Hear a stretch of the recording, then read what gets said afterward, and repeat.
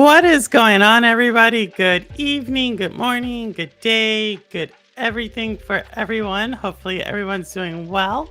Welcome to, I think this is the very first time I've ever done Shades of Purple on a Sunday.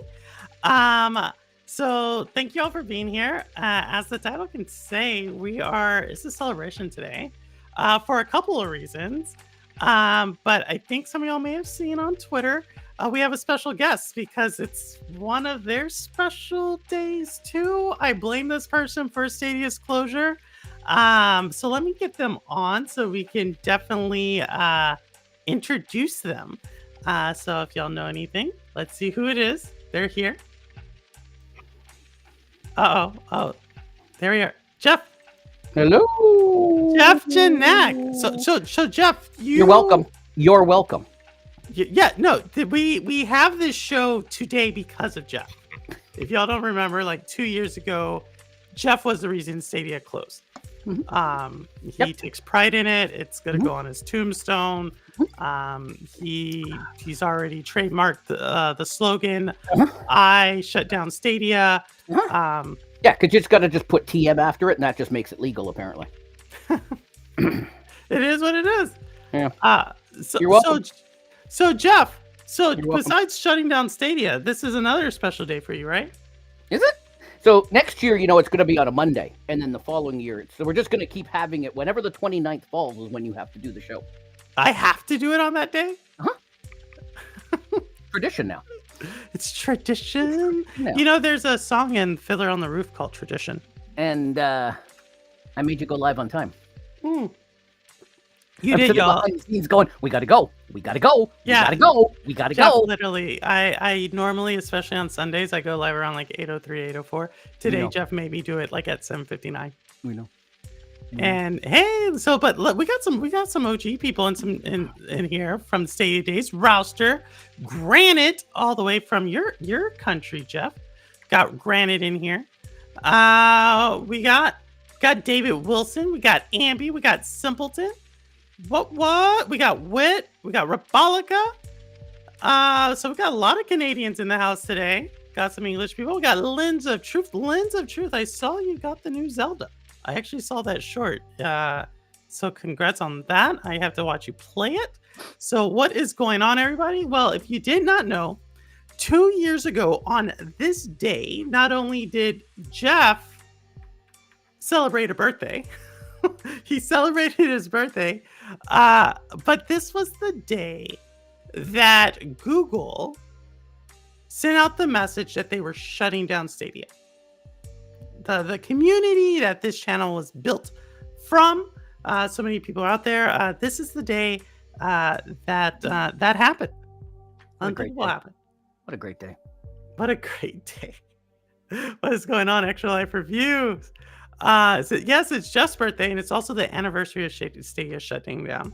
So, Jeff, the announcement. January 18th is the actual. Correct. It's all my tweeting said the Stadia shutdown announcement. Announcement. But the announcement Correct. was like, by the time we got to January 18th, it was like we had already kind of said goodbye to it. Oh, we said goodbye right after. I remember that Saturday, Crow and I and Certified Doc and a couple others were sitting around. We're like, well, now what the hell are we going to do? Because none of us felt like booting it up. And in fact, 3 or 4 of us just found a free fishing game. And we spent that entire Saturday just fishing, just in some stupid fishing game. We just played for hours because we didn't want to do anything else. We didn't want to play any Stadia. We were pretty much done. No, I remember. So September, that was always going to be your first Shades of Purple. It was. It's going to be that episode. Correct. And I remember, and that was the times when I would have Shades of Purple planned out 6 weeks in advance. I had the people good old days. And yeah, we saw that burn. What's that, 2nd degree burn there, Jeff? Yeah, what happened? Yeah. Coffee pot fell apart on my hand. So just a little 2nd degree, no big deal. Second you know what? degree, you know what? Hashtag no days off. You keep going. You don't take little days off because you got COVID or a 3rd degree burn on your hand. You keep going. My mom has my mom has a 3rd degree burn. She just randomly is walking around with, or a 2nd degree burn. That's why I was like, 2nd degree burn. That's right. Do you remember that? Remember that, Crow? The three of us, you, me, and Doc, were sitting in there just playing this stupid fishing game. Then we were looking for other fishing games.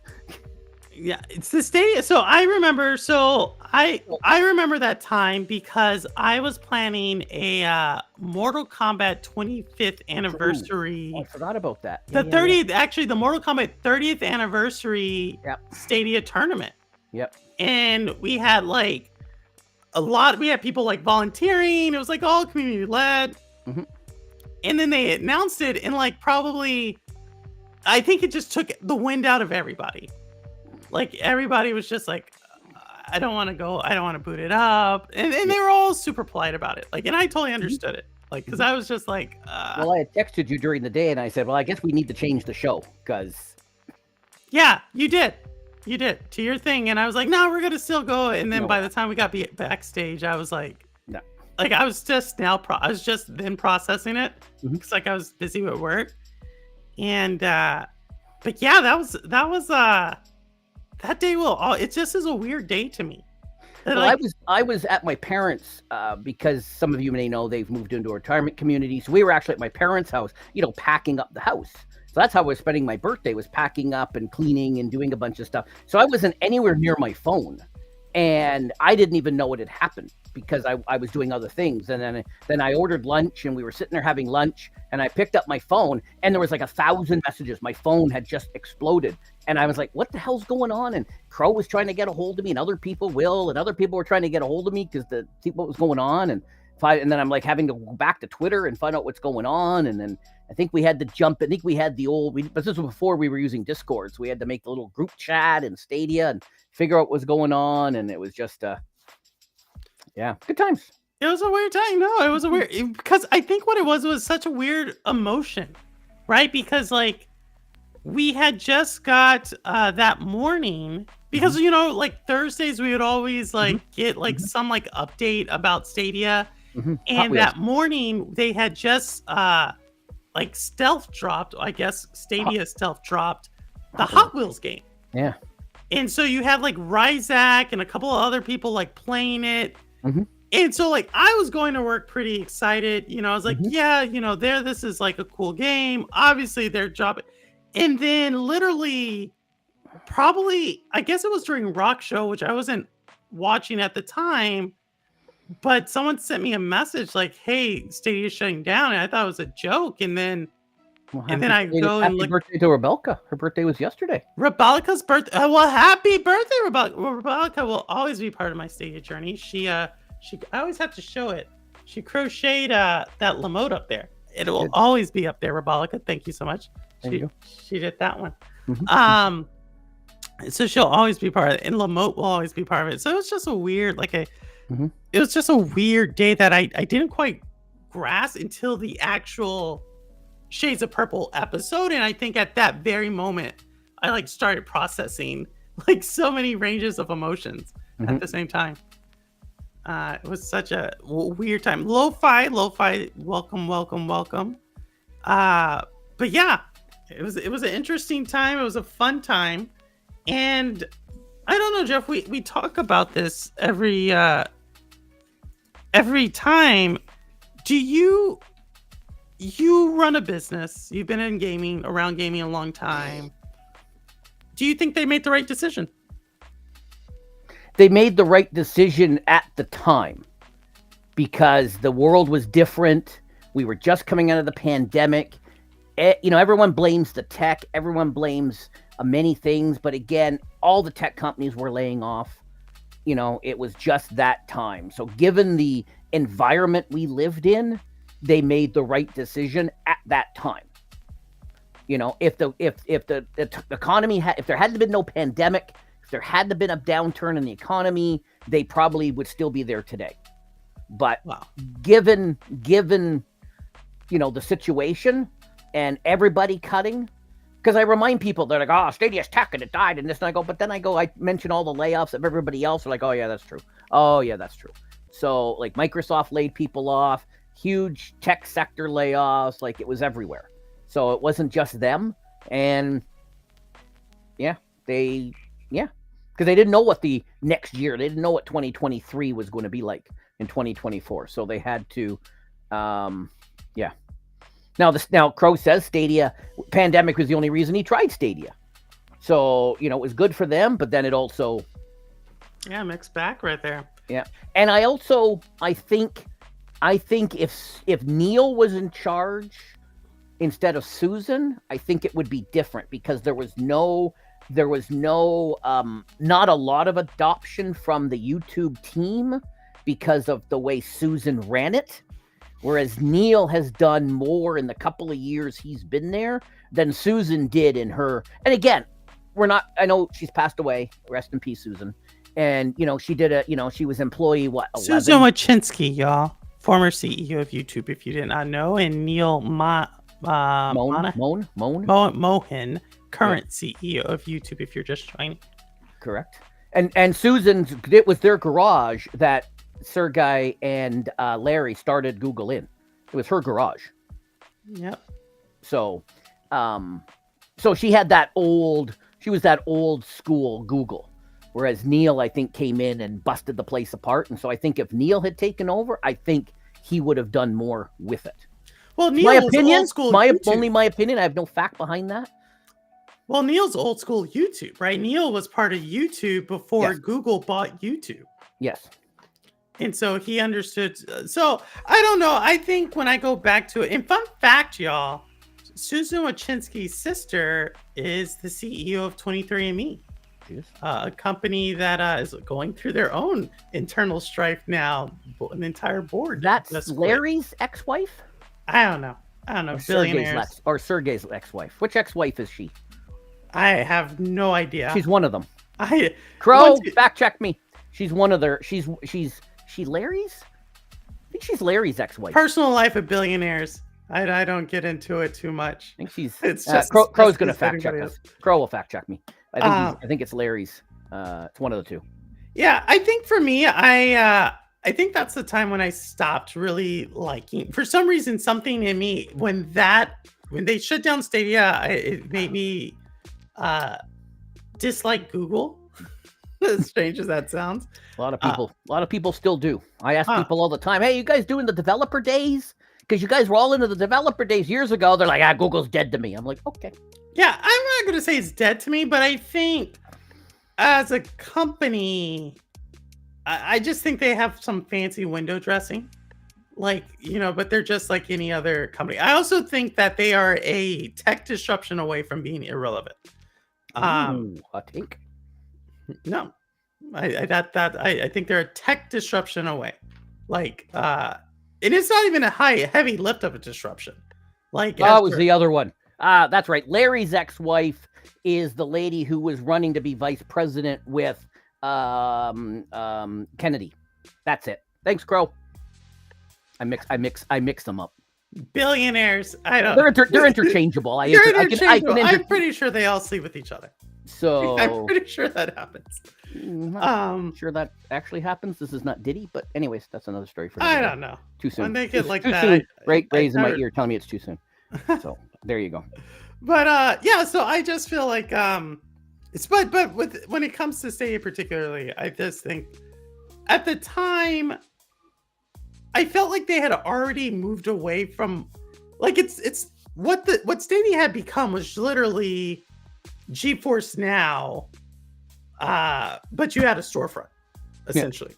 You had you didn't have to, despite misinformation in the media, you didn't need a subscription. You just could buy the game and play it.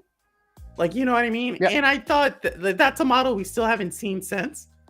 And I thought hey, it seemed like they had just kind of turned a corner and had kind of said, okay, low change porting. Do you remember that? Low change porting.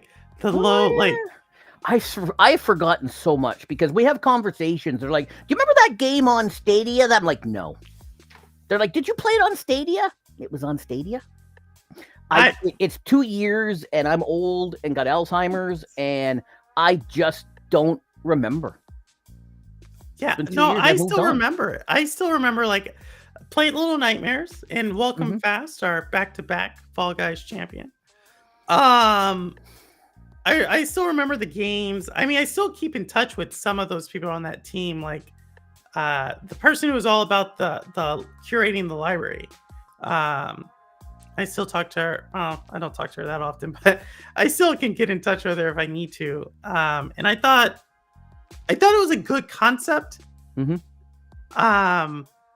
I felt like if Luna could keep their team, if Amazon could keep their small team of whatever the heck Amazon Luna does, I always felt like Stadia could have probably kept it. But now I realize that I just don't know. I think, did they make the right decision from a business side of things? Obviously, like I think Stadia was probably breaking even, but I don't think Stadia was ever meant to be what it was to us.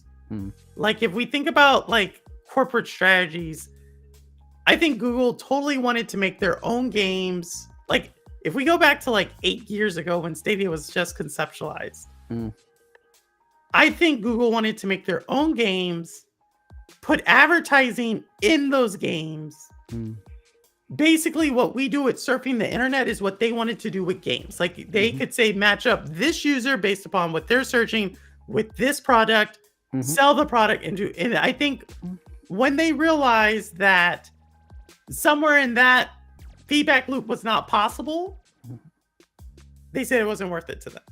That's probably true. That's no my way. thing. You're right. There's no way for them to inject ads. So There's no way. So there's no way for them because they can inject them in the game. I guess they could throw up an ad before the game started, like a movie, But like if I go to watch something on Netflix now or Prime, a little ad will pop up. So I guess they could have done that, but that would turn people off very quickly.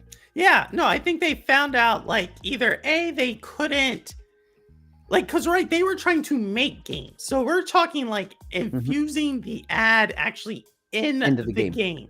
Yeah. So like almost like a Fall Guys, like on steroids type of deal. You watch YouTube, you see an ad, and like they were trying to do all this. And I think when they realized like gaming habits are not the same as like searching habits, they somewhere down, and I think this happened before they launched. Like, I think that's why they realized, like, big Google realized, hey, this is never going to be anything but a retail gaming store, which is not a high profit margin business to begin with. And so once they did that, they took, like, the higher ups to be, not gaming people, but the decision makers just said, nope, not worth it. And the gaming people, they're going to do what gaming people do. Right? They're going to be like, hey, we're trying to make a cool game. But if we look at how it was rolled down, something tells me like strategically, and it's not what people say like, oh, they didn't have enough memberships or no, it's something much more core to what Stadia was supposed to do initially that it just couldn't do. And that's why they shut it down. For better or for worse. I think for better. Better. We've all moved on. We've all moved on, and we're all doing some really awesome things. Would we be doing these awesome things if we were still pigeonholed in Stadia? Now, I know some people did a little bit of everything. I always did my retro Friday nights, and other people did other things, including other games. Some people, I know Will and I think Crow and other people use their Stadia refund to buy new gaming computers. They may or may not have done that. Yeah. Right. Paul Bayram is here all the way from the United Kingdom. Yeah, we got both Paul and we got both David Wilson. We got some takes here from Crow. He thinks the buying the game is the part that tanks Stadia. If they found a way to link with Steam games, it would have done better, I think. No, I think they were thinking that. Like I feel like what Luna did with COG, what is it called? Whatever the GOG.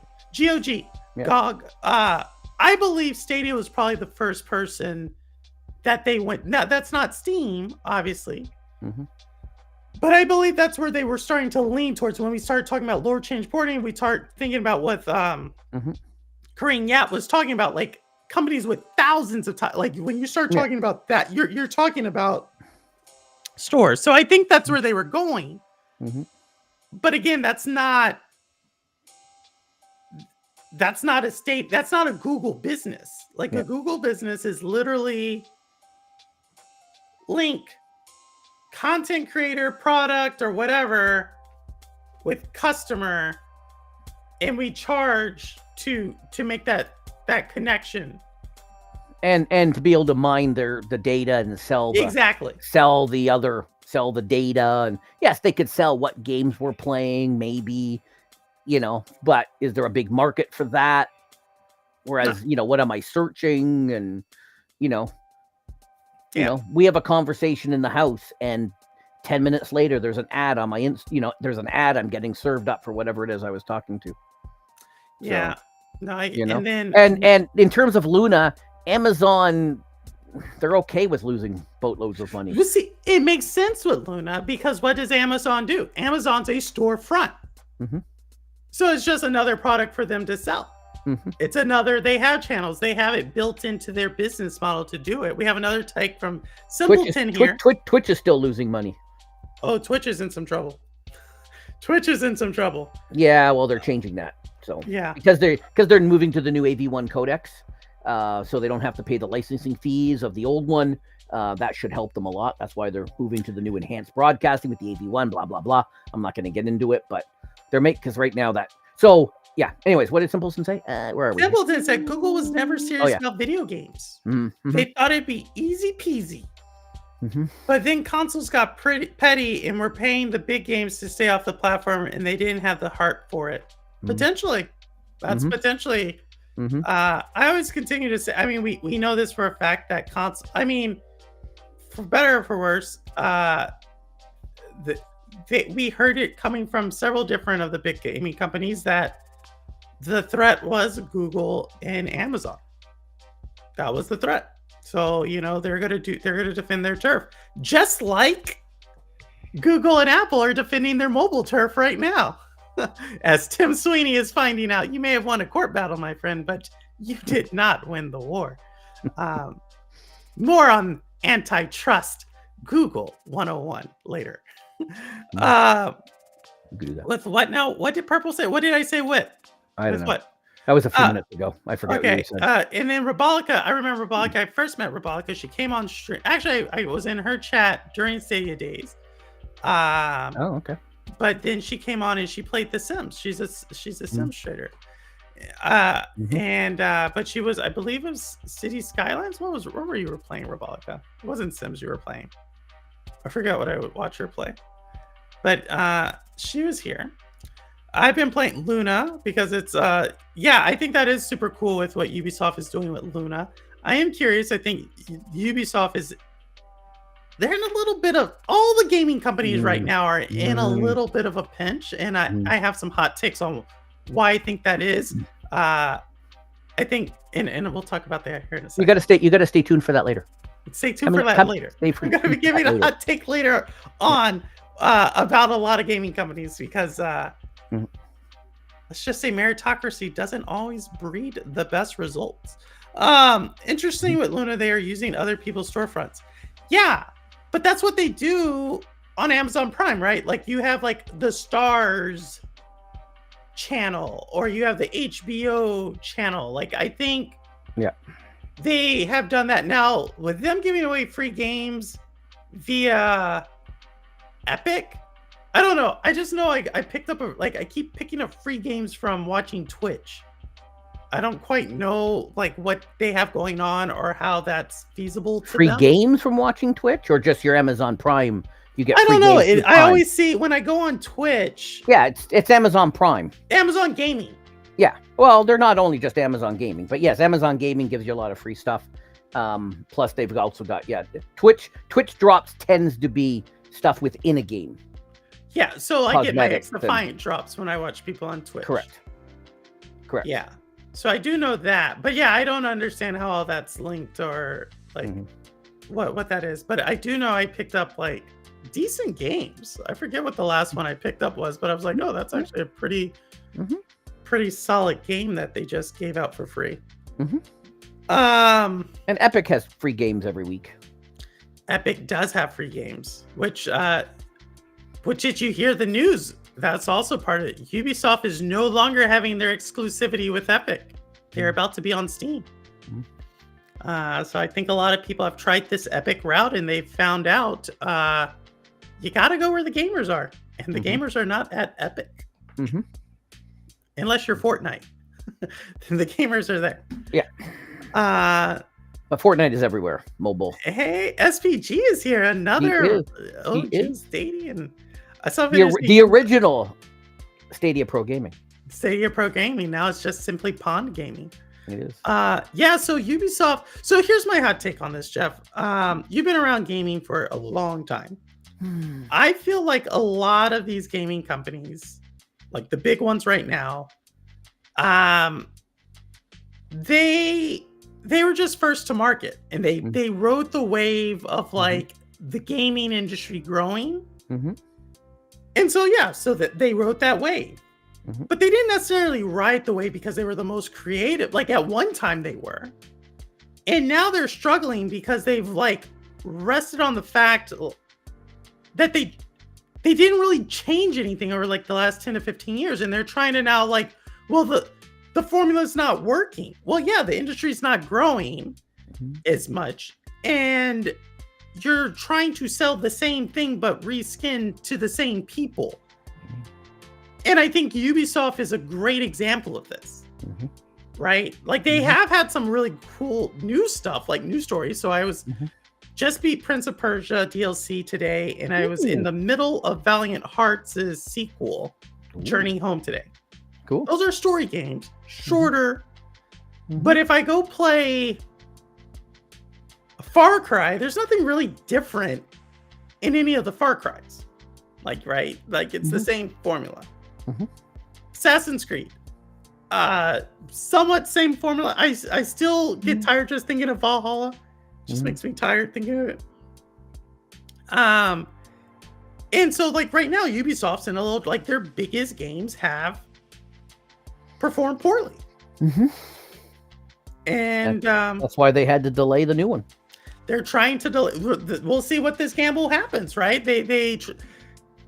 Avatar. I don't see anybody talking about the Avatar game, right? I don't even know if I saw anybody play it. Yeah, it was a huge. Like you had to know, like the IP on that was like they're sharing like 10 to 15% of the sales on that. Has to be, right? The Star Wars, another one, didn't do that well.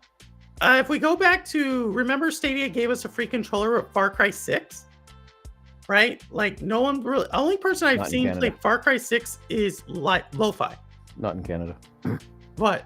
Oh, you didn't get that. You're still better. Still better. Maybe that's why they shut down. They had more inventory in the US than they did in Canada, so they didn't extend the. They didn't let you get another one. I think who was it? I think Crow had like 20 controllers or something. Someone had like a ton of controllers. Yeah, I think he still has them all. I think he's got a little museum. I have all. Those are all mine. Yeah, I have every single one. I know you have a limited edition one that doesn't work. Yes, I have the founders. I have the actual launch team, Stadia launch team controller, the clear one. That doesn't work. So yeah, and Fast likes your headset, Jeff. Thanks, buddy. Thanks, Fast. EA and Max. Oh. Learning a lot, Rebecca says. I pick up a free Epic game and Amazon Gaming regularly. God gives away solid games during the holiday season too. No, they all do. Like I feel like people are getting really cool games.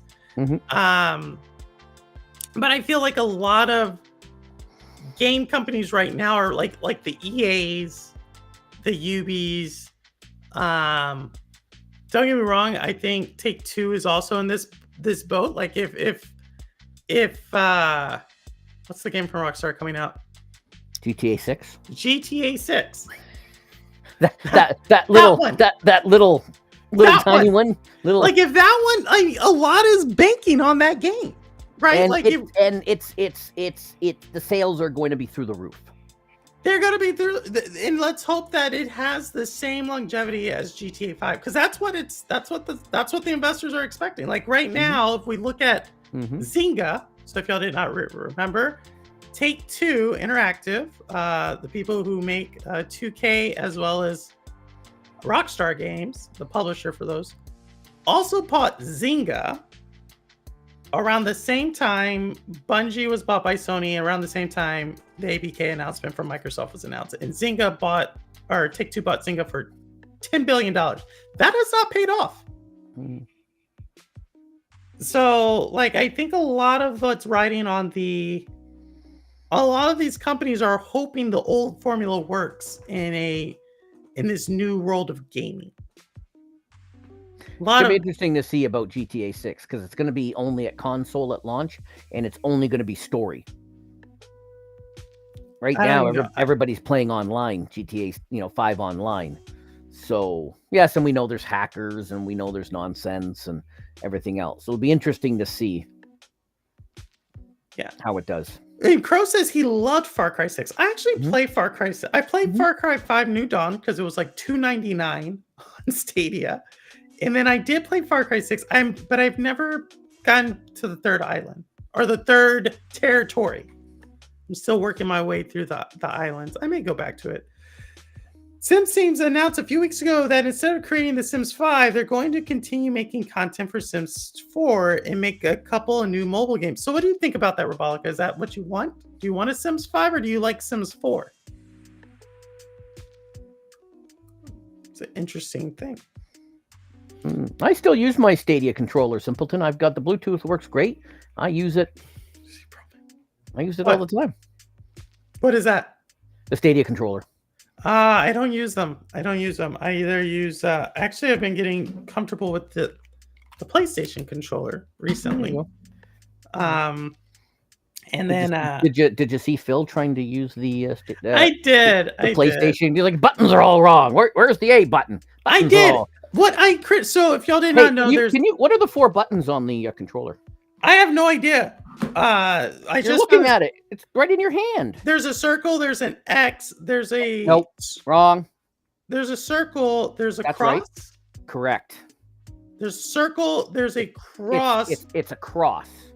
There's a triangle. If you ask PlayStation, they will tell you it is a cross. It's not an X. So I sent Crow the article, and he disagreed with PlayStation. Looks like an X, works like an X, sounds like an X, probably is an X.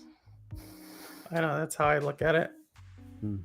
But no, I saw. So if y'all did not know, there's a clip going around in social media where Phil Spencer, the head of head of Microsoft Gaming, I think he's bigger than Xbox, head of Microsoft Gaming, is playing on a PlayStation controller and says the X is in the wrong place. You know what the most interesting part of that entire social post was for me, Jeff?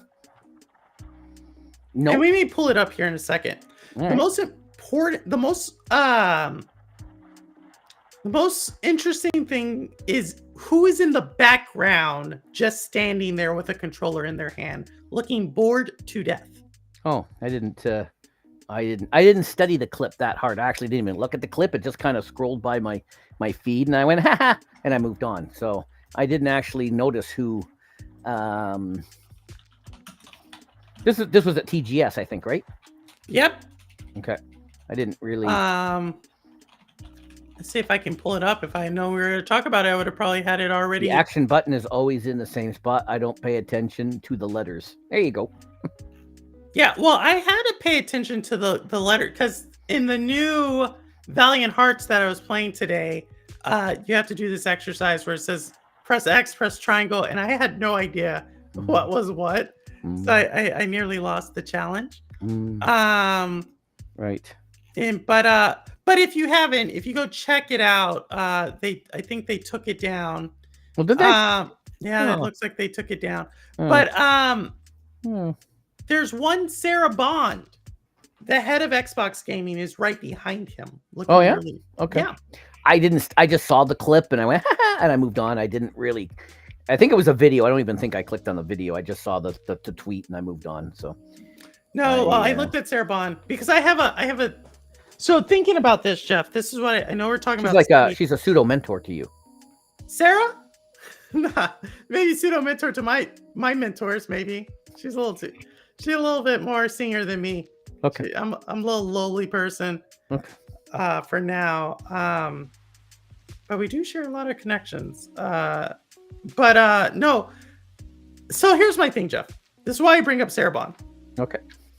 I think Sarah Bond's a phenomenal, brilliant person, right? She went to McKinsey, she's Harvard Business School, she worked at T-Mobile, doing amazing stuff at Microsoft. And I mentioned this thing earlier about gaming companies being mediocre, right? Like, I think they just grew because the industry was growing, but overall, I think at the end of the day, they were first to market. And they were there. That's what we played, and so they grew. People got big. One company in particular that I'm very critical of, if you haven't noticed, is Xbox. Right? I feel like Xbox is throwing a lot of money at something. Mm-hmm. And if I were to tell you, Jeff, you're a CEO, Jeff, and chat, you can play along as well. Ooh, play along. Okay, I want your business opinion. All right. If when you took over as CEO for a company and you were basically neck and neck with your rival, over your tenure of being CEO, you have given up market share to the tune of you're now representing somewhere close to 20% versus 80% to your rival. Is that a good thing or a bad thing? It can be both. To be honest. Could be both. Okay. It could be both. It depends on the scenario. It depends on what, CEOs are not looking at the now. They're always looking into the future. We're never looking at what's happening today. We're always looking at where are we going. It's like when you play chess. You're not looking at the current move. You're looking 3, 4, right? If I move my rook here, what is that person going to do? And then how am I going to counter? And then what's he going to do? And then what am I? So you're always 3 or 4, are you not? I totally get it. Right? That's why I said over 10 year. I'm looking at a 10-year period. Right? Jeff, I'm looking at a 10-year period. And another question I have for the chat, and this is something William said, are gamers getting older and are they more picky? And what I mean by that is we'll watch the gaming show. We'll watch all the gaming showcases. And Will, for example, SPG, he'll say, these aren't games. They're not marketing to me. They're marketing to other people, younger people or whatever. And are we just getting too old, some of us? And are they too picky? And, so it's, Will watch these. He's like, I don't care. They're not marketing to me. They're not making games. I don't know what games he wants. Here's why I say this. So I totally get it. I think gamers are getting older. True. But there's a lot of younger gamers. All the esports are all, teens, younger people. Early 20s. Once you hit 25, you're done in esports. Yeah. You're done. Yeah. So I totally hear you. And I totally get that your OG gamers are getting older. They're getting pickier. They're getting not in my backyard type of people. I totally hear all that. I think where I'm leaning, why Sarah Bond, I think Sarah Bond's in a very difficult position. Now, don't get me wrong. I don't feel bad for the chick. She's making tons of money to be in a bad situation. But what I hope that the gaming industry does is I think she has some very hard decisions to do with Xbox. It's to me, it's a tip. And I say this as a woman who's an exec who, and I look at it, I feel like in a way, she's in the stereotypical glass cliff scenario. Mm. And I'm not trying to make this a political thing or a gender thing, but I think she's in a stereotypical situation where the execs before her, who are guys, have not only used up a lot of resources, have not only not been able to keep up with the competition, haven't done anything haven't necessarily, if we were to just measure exec to exec, haven't necessarily kept up, but have been able to continue to grow up in their role. Mm-hmm. She, on the other hand, is going to take over, and she's not going to have nearly as much resources at her disposal. And she's going to be very much more critiqued on the decisions she has to make. Mm-hmm. Although, in my opinion, Xbox has been in this glide path for things that are outside of her control. I have heard that Phil has made some bad decisions, And is he just getting a pass because he's been there forever?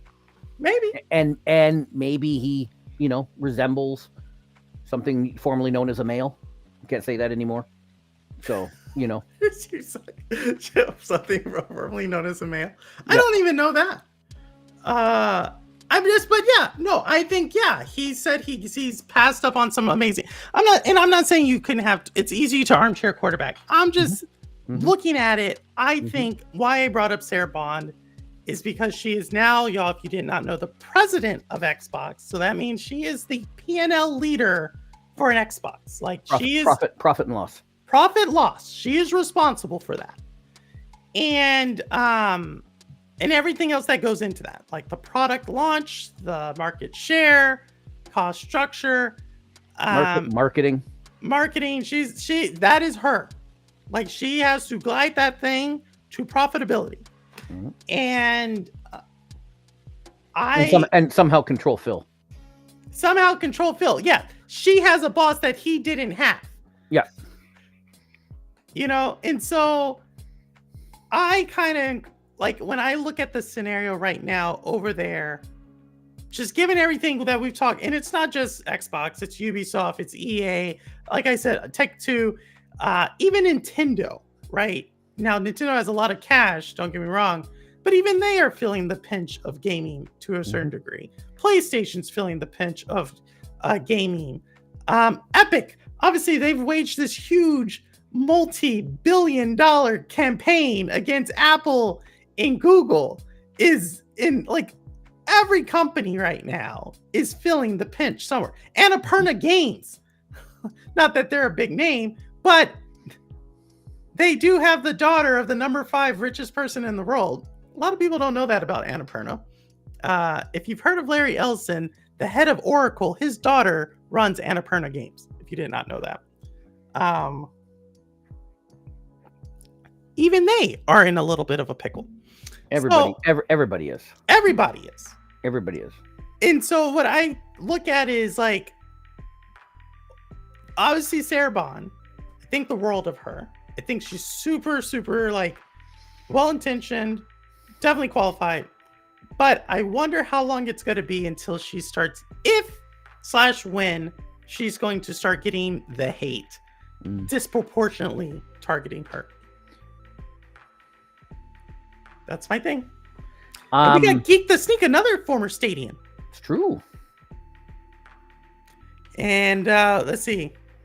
Am I mad because of Lara Croft? I actually like Lara. I've been playing the second game in the Tomb Raider series. How's the profit? If I cut down expenses and making a bigger return, even with the reduced market share, I'm okay with that. True. But we don't know what their profitability is. And that's the thing. We don't know. They don't report that out as of yet. They don't break it out. Microsoft just reports globally. They don't break out every individual little thing.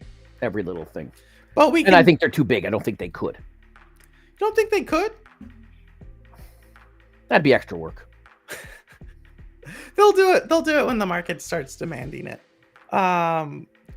If analysts aren't asking for it, so they don't have to do it. If analysts keep asking for it, then, if Kramer gets up there and starts asking for it, then maybe they'll. That'd be like Jimmy Kramer over there on the MSNBC. Oh, Jim Kramer. No, Jim Kramer or CNBC. Just a TV personality. Now, if it's Webbush Securities, so one of these big time analysts, maybe them, but maybe. But not TV boy with the not obnoxious TV boy, who is always wrong, by the way. Yes, if you did not know that, if you want to know what to do with your stocks, listen to Jim Kramer on CNBC and do the exact opposite. Do the opposite of what he says. Exactly. Once he tells you something, it is purely sell the news at that point. Yeah. If Sarah Bond were the Lara Croft costume, would that help? Oh my god. What kind of demented fantasy are you dreaming up right now, Sourbelow? Games are not even made for me like the multiplayer shooters, online multiplayer, very few single players. Now Stellar Blade may have been made for Simpleton. Stellar Blade. So Will just commented he uses Google Stadia stimulus to build his PC, and I think Crow did, and I think a bunch of other people did. And Will will be the first one to tell you he watched all these showcases, and he said those games are not for me. Maybe one of them. I think for me, they're not being made for 45-year-old. Fat men in North Dakota, apparently. I think for me, when it comes to this gaming, what I liked about Stadia was I felt like the library, there was games in that library that I liked, that I felt like were hitting whatever demographic they had about me. It was hitting it.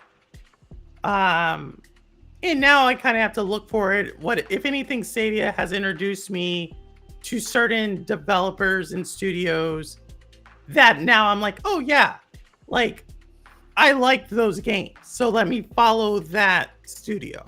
Mm-hmm. And I think like obviously Ubisoft Montpellier, I really like them. I really like the one down in Austin who did Remnant. I really like to follow them. Mm-hmm. This other one called Piccolo, Piccolo. I really like. There's like a handful of them that I follow. Robot Entertainment, can't forget them. So yeah. Will says, what did he say? Most games are marketed to 12-year-olds. But you know what? I don't care. I'll play anything. Give me a game. I even played Five Nights at Freddy, the new one, because it had Jeffy's Pizza. I had zero experience with the franchise, and thank God there was a guy on my TikTok stream who explained it. It was a female. She was explaining it all to me and telling me what to do. Not that you guys were watching on YouTube would know that, but she was on TikTok telling me what to do and filling me in on the history of the game, because I had none of the experience. I had none of the franchise. So I had no idea. And then I didn't know when you left the pizza parlor that it rolled. That was one of the endings. Apparently there were multiple endings. I didn't know that because the credits started to roll and I'm like, crap, did I win the game?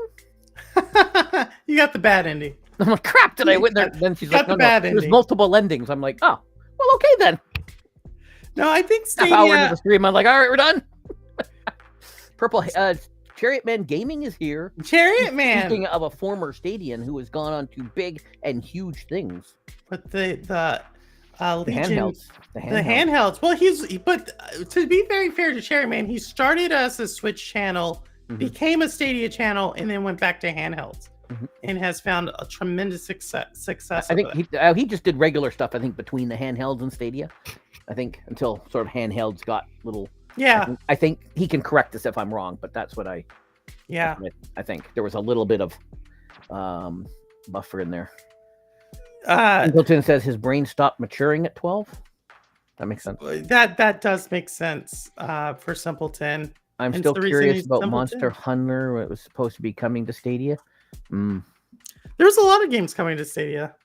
The days of Stadia. I remember those days, he says. Stadia days. I mean, I think so. I actually had the privilege of talking. There was a Stadia exec by the name of Jack Buser that a lot of people used to talk about. Jack Buser. I actually got to talk to Jack at one of the gaming conventions, and I asked him about Stadia, and I asked him if he was sad about it, and he kind of was like, it's not my first platform closure, but he told me the thing that he's proud of is to look forward to like Stadia features in other gaming platforms in the future. And so that's kind of what I'm hoping for, is like when we look at this next wave of consoles or PC storefronts or games, do we see little pieces of Stadia still survive in some spirit or form? I guess that's what I look forward to. I want the 5090. That's what makers say. Everybody wants the 5090. Well, because it's better than the PlayStation 5 Pro, according to certain people. But the PlayStation 5 Pro, I think if you get a 40, most of your 40 series is going to be better. You're not listening to you're not listening to the PlayStation people. I don't need to listen to the PlayStation. Don't be throwing in your reasonableness. You gotta probably get it. You gotta listen to the PlayStation Pros, as William would call them. I mean, I probably will get a PlayStation 5 Pro just because I mainly game on PlayStation now, and my brother wants my PlayStation, so I have a place to to off give. I have an excuse to get one, but I think most of the people who have these 4090s, that's going to be better than the PlayStation 5 Pro. Oh, don't hush! Don't let the ponies hear you say that. You'll be canceled. No, but here's my thing. My thing is like, I can hear the ponies logging in and downvoting your stream right now. no, I don't think anybody said disagree. But I play on console. I like the convenience, and I honestly, the game is. I love trolling the people on threads. They're like, "Do you play on console or PC?" I'm like, both, because I play where the game is. The game is there, I play it. The game's over there, I play it. Yeah, sometimes I get a Switch game just because my Switch is just sitting there lonely. I'm like, oh, I miss you. All right, I'm going to get a Switch game just for shits and giggles, just because I miss Five Nights at Freddy's is my most watched Purple series. Ha, thanks. Thanks, this is Granted saying that. You played Five Nights at Freddy's? I did. Oh, well, who knew? I played Five Nights at Freddy's. I thought, but Granted, you and Rebolica said y'all didn't like horror. That's the one y'all told me you didn't like horror. I don't like horror, and yet I played the new Five Nights at Freddy's. It had Jeffy. But you played like the Pixel Five Nights at Freddy. Didn't you play like the side-scrolling one? Yeah, whatever the new one is. Yeah, the Pixel one. Yeah. Oh, it's different than the others? The others are like a 3D. Like, are they? See, I have no experience with the franchise. That was my first foray into the. Oh, who knew? All right, well, you know. So the GPU market and the CPU market never sleeps. Greed is a powerful drug. So is cocaine. As I've heard it. Speak for yourself. No, you used to live in New York City, right? I've heard about you people. I play on laptop. I don't do drugs, by the way, y'all. It's a skit. I'm referencing a skit. Did you go to the Fire Hydrant Aquarium? I never. No, it's in Brooklyn. Oh, I don't go to Brooklyn. Okay, well, excuse me, snob. Okay. No. What are you talking? Certain areas of Brooklyn are more expensive than Manhattan. Oh, whatever. I would have gone. I don't know. I feel bad. Like, what is going to happen during the winter when the fish die? I don't quite understand this. Like, they're going to die. Anyways, we digress. Sorry. If you guys don't know what we're talking about, go watch Casey's. Go watch Casey Neistat's latest video. There was a fire hydrant that leaked, and then somebody built a little thing and threw fish in it. Now people in the neighborhood now watch it around the clock because somebody tried to vandalize it. Legal drugs are fine. Prescription or over the counter. Yeah, it was a skit. It was a skit. That was referencing. I don't like her. Will reportedly include 32 gigs of GDDR memory. Blah, blah, blah, blah, blah, blah, blah, blah. I have no idea what he just said. I have a 37 Ti and still cooking great. People just upgrade for no reason. The important thing is have fun. No, I said that's why. As long as you game, as long as you're playing a game, as long as you find something that you enjoy. As long as you don't play Red Dead, that thing is a pig dog of a memory eater. Red Dead Redemption 2? Yes. You know, I have the game. I just don't like how that thing just grinds my poor little computer. Y'all play it on Mondays, though. We do. Purple Haze, the name says it all. Purple Haze can mean so many things. I'm going to tell us about playgrounds versus play places versus play gym. Yes, this is true. I remember that entire conversation. I had to get that. Good memory, Granite. Good memory. But yeah, I don't know. I think so.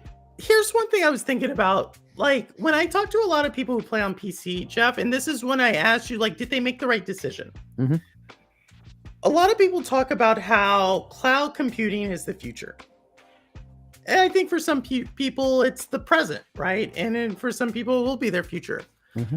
But there was something else about why people like PC gaming. There's an entire community of PC gamers who are about modding. Mm-hmm.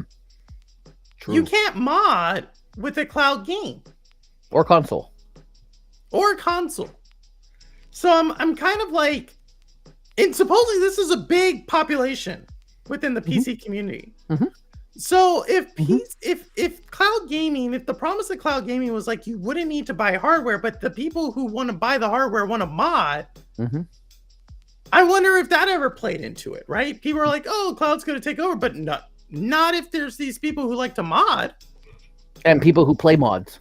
People who play mods, or people who like to cheat in online shooting games, which I've heard is like 25% of the online shooting game population. I think it's more than that, but yeah. Like, you know what I mean? They cheat in tournaments. Yeah, there's actually like streamers who cheat, which I think is just like the how crazy is that? So like, how could I don't know. It was something I was literally thinking about that today. I was like, the market would always be kind of they would have to the game developers would have to have a modding section where somebody could develop the mod and then you install the mod. They would have to get some sort of programming kit or something so they could mod it and then import it in. Wait. SPG just says, y'all think my name either means rock and roll or drugs? Those are not necessarily exclusive of each other. Purple Haze would make a great song. Wouldn't that make a great song, Crow? Is that what y'all think? It means it's so much deeper than that. I'm only drugs or rock and roll? This is shocking. Blasphemy. Hey, Iniok is here. Jeff, this is Iniok, the one who just commented in chat. And Outcasters sent me here. I never really got into Outcasters. I couldn't understand. It was a fun little game. I the only person I saw playing Outcasters, I don't know, his name's like Xbox Extreme now. He's the only person I really... we played it a few times, but a lot of people didn't like it. So I ended up either playing it on my own or... I sometimes played a bunch with, who I played a lot with Squids. Squids plays everything. Squids would play it. And so I would jump in during when I was at work, I would jump in and play. He'd be, streaming because he used to stream at all hours of the day and night. And sometimes remember he used to do that morning show? Yeah, that was like such a happening place. It was. And then sometimes he'd play a little. And so I'd like, I'll fire up with you. I'll jump in. So I played, 1 or 2 matches with him. But yeah, I've actually been watching Iniok play Yakuza for like the last 2 days. She's been playing that. She's been going hard at that. And Simpleton says that he believes and Granite has also said GFN can support Stream Workshop mods if logged in and out of Steam within the GFN client. I don't even know what that means. I'm not a GFN guy. Where's Rude Diggs? Rude Diggs is the GFN, the resident GFN expert. So they said so that's GFN. So I wonder if Stadia would have allowed you to do that. I think it would have to be built into the game.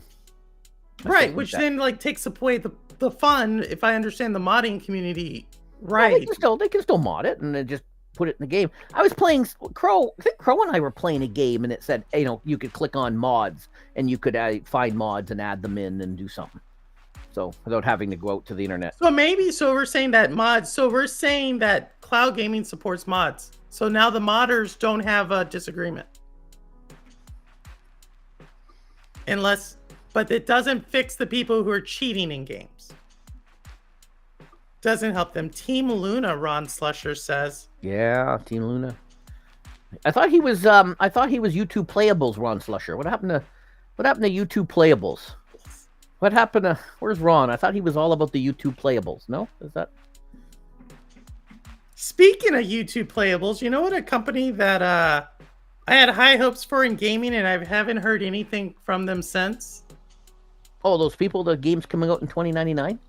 No, Netflix. Oh. Netflix. Where's your guy? Pierre Luke? He's in VR. Oh. Ninja Guy's in VR right now. Oh, he's doing amazing things, by the way. Oh yeah. Okay, take your word for it. I thought he was Netflix gaming. No, Ninja Guy X is doing VR. Oh, who knew? And he's having a lot of success there. I'm actually super excited. There's so many gamers who have found success after Stadia. Like Ninja Guy found a lot. Chariot Man, who we mentioned earlier, has found its groove after it. Ray, Will. Ray, like a lot of people have found like other things. Biggest one I think is Nerd Nest, right? Like Nerd Nest, those guys, like on Stadia, they had like 1,200, 2,000 subscribers. No, they had now more. that they covered. No, they had more than that. Well, when I started seeing them, they had like 1,000 to 2,000 subscribers. They're now at like 7. Well, it's only one of them, but he's at like 80,000 subscribers now on Steam Deck. So like a lot of people have found success. Ninja Guy VR. Yep. World of Go is a really fun game that's on Netflix. World of Go. Interesting. So Rebecca plays Netflix gaming. There you go. Nice. She's part of that Netflix crowd. 5 Cheating Heaven live service titles. Which one? Am I impending cheers? William likes all of the 5v5 live service games. He loves them all. Really? Yeah, he was a huge guy for Concord. He never stopped talking about Concord. Really? Yeah, never stopped talking about it. I didn't even know what Concord was until the game show. And then there's this other game that y'all talked about on Thursday or last week. What was it? Something from Bungie. Marathon. I thought it was a running game when I first heard about it, but I guess it's not. You're thinking of the movie Marathon Man? I don't know. When y'all tell me a game called Marathon, I'm like, okay, we're going to be running. But I guess that's not what it was. I don't know. We Paul Bayram is another one that's killing it.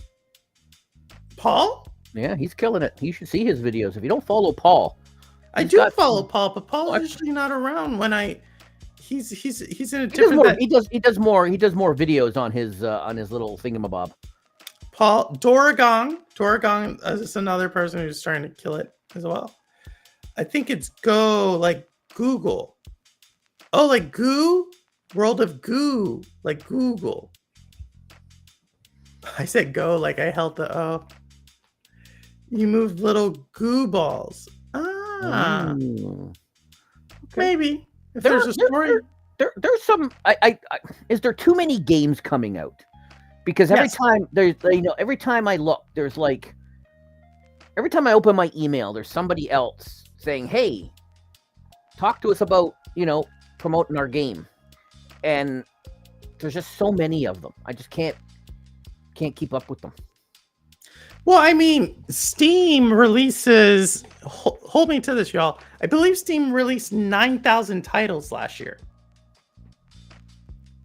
It's a lot. It's a lot. But it's quality over quantity is the name of the game, I think.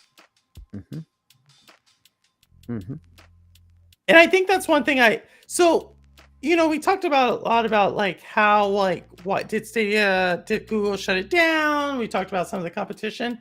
One of the things I really enjoyed about Stadia that I've not found since is I actually really enjoyed the Stadia Pro selection of games. Yeah, Crow said earlier there were games that he played because it was free. I was like, I'm never gonna. It was a game he would never play. He would never download. He would never play it, but it was there. It was Stadia Pro, so he played it. And some he liked, and most he hated. But he got to play them because they were free.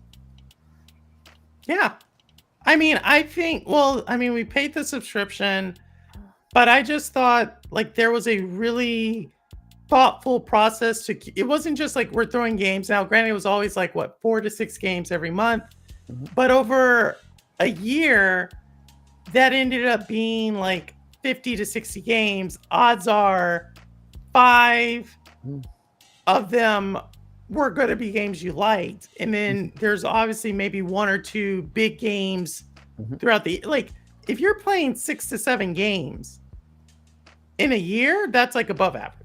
Like, right?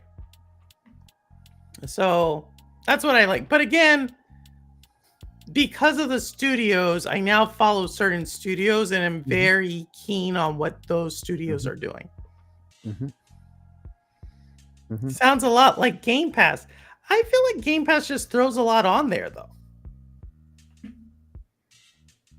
I was going to say that Game Pass is doing that. They're getting a lot of games day and date, day one. You know, Frostpunk 2 just came out. It was day and date on Game Pass, and I know Ray was playing it, and some other people were playing it. And it's a great game, and it's just there for free. Well, subscription. Well, subscription. Yeah, but if you have it anyways, if everybody's going to have Game Pass, so they play Wreckfest with Ray on Saturday nights, Sunday mornings. So that's why you need Game Pass, so you can play with Ray. Hide my hand. I see that. I see that crazy second degree. Yeah, but we're still here. The show must go on. There's no slowing down. No slowing down. Hashtag no days off. Hashtag keep going. But yes, there's a lot of good games on Game Pass. It's only $20 some odd a month, and there's lots of new things to play. And when you have it, you have to come play with Wreckfest with Ray. Well, see, I would just buy the game Wreckfest. You could do that too. Like, that's my thing. Like, I think like the game. Yeah, but Ray plays in the cloud, so I'm not sure Will would have to. I think if you own the game, I don't think you can play with Ray. I think because he plays in the Xbox cloud thing, and because it's not cross-play, you may not be able to. Wreckfest isn't cross-play? Oh, no. Yeah, it is. No, it's not. So there's something someone smarter than me in the chat is going to tell you that I'm wrong, but there's certain scenarios where you can't play with Ray unless you have it in the cloud, I think. So I think if you buy the game, maybe you can. I don't know. Somebody's going to tell me I'm wrong and correct me. I'm going to have to test it out. But so like But Wreckfest 2 is coming out next year. So I mean, sometime. I'm a proponent of just like finding what I like and then spending the money on that. Like I feel that's the Crow model. Like what is it that I like? I'm going to spend money on that. He's a game he likes. He's like, all right, I like that game. I'm going to buy it and I'm going to play the crap out of it. Yeah, that's where I'm at. And if I look at the games I played this year, Prince of Persia, obviously I could have got it on Ubisoft Plus, but I was like, let me just buy it. Black Myth Wukong was not on any subscription service. Let me just buy it. X Defiant, free to play. Play it everywhere. I talked about Valiant Hearts, all my horror games. I basically just buy them. Oh, I almost forgot. What? Guys, don't forget Super Chat. You can do Super Chats and be displayed below. You can do Super Chats. So you guys make sure she can do Super Chat. So all of you watching, Super Chat right now. Fill the screen. Let's go. No. You could do that. You can do that. I actually do want to test it out. Yeah. I'm tempted to test it out here and give Google 30% of the proceeds or whatever, however much they take. So it'll be like a testing out. If it's the Xbox version, I don't think there's cross. That's ridiculous. Xbox should be Xbox. I thought links up to PC. It depends on what you like, but in my opinion, Game Pass has a ton of great indies. It does. It's got a ton of. It does. Frostpunk 2 is on it. If you already have it, you could be playing Frostpunk 2. I don't even know what Frostpunk is. Oh, it's a survival crafting game, but you're in the. Oh, y'all like that? Y'all are like the Sons of the Forest type. I forgot y'all like Sons of the Forest. Oh. Crow and I played a really cool game that comes out next week. It's really good. Crow and I played a really cool game that comes out next week. It's quite fun. Oh, thank you. I now see what it looks like. Woo woo. Now you can put it up on the. I don't know. I'll use this thing. I don't know if you can put things up on the. I don't know. I don't know if you can put the super chats up on the thingamabob in this. Maybe. In this little thing. There you go. There we go. Thank you. There's a whole section in the studio that has the super.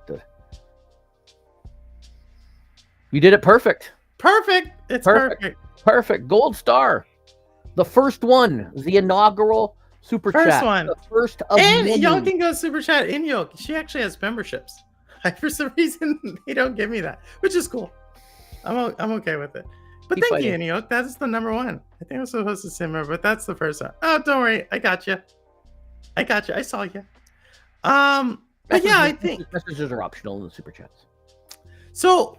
But I think Maker makes a great point here. Is that like some of these indies are not $20, and I would rather have the relationship with the company directly and not Game Pass. That's my thing. That's my thing. Yeah. Maker says Core Keeper is, and I've played it with Crow. I've streamed it. If you like those Terraria Minecrafty type games, it is really well done. It is very deep. There is a lot of stuff, and I've seen they've retweeted their community of some of the stuff, the bases and homes they built. I sent one to Crow Resin because him and I play it, and it was just like, what is this? We didn't know what we were looking at. Somebody had built this big circular base thing. We had no idea what we were looking at, but it was very impressive. Oh, look at $10. Wow, look at that. We have Cowboy. Let's see if I could do this like y'all do. Sorry I missed Thursday, so here's a double for both days. And I miss you, Jeff. You always will be special to me and my YouTube journey. And Purple, you're epic. So yeah, so Jeff, you actually, Cowboy's journey in Stadia, you and him had a show. And Todd. And Todd. Don't forget Todd. And Todd. And that it was like that was the low point of the whole Stadia journey right there. What? Why was that? What? No mess. Did I say that out loud? No, yes, man. How was that the low point? Did I say that out loud? That had an entire community. Did I say that out loud? Okay. That had the entire community. I'm just trying to read what Benny wrote there. Oh yeah. So we have a lot of Core Keeper fans. I'm gonna have to look this one up. I don't know if that's my niche, but if you like it, it's on Game Pass. It is. It's on PC Game Pass.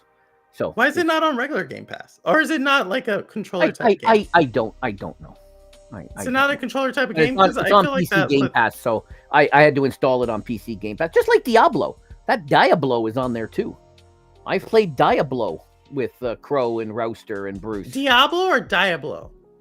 Well, whatever. Diablo 4, which I am... Diablo 4, yes. Diablo 4 is on Game Pass, and if y'all did not know... It's on PC Game Pass. Yeah. It launches... It's on regular Game Pass, too. I thought. No, but you can't play it in the browser. You have to install it on the PC. But could you play it on console? I don't know. I think you could. I don't have a console. I like Diablo. Like, Diablo's a game I'll buy. Because I like it.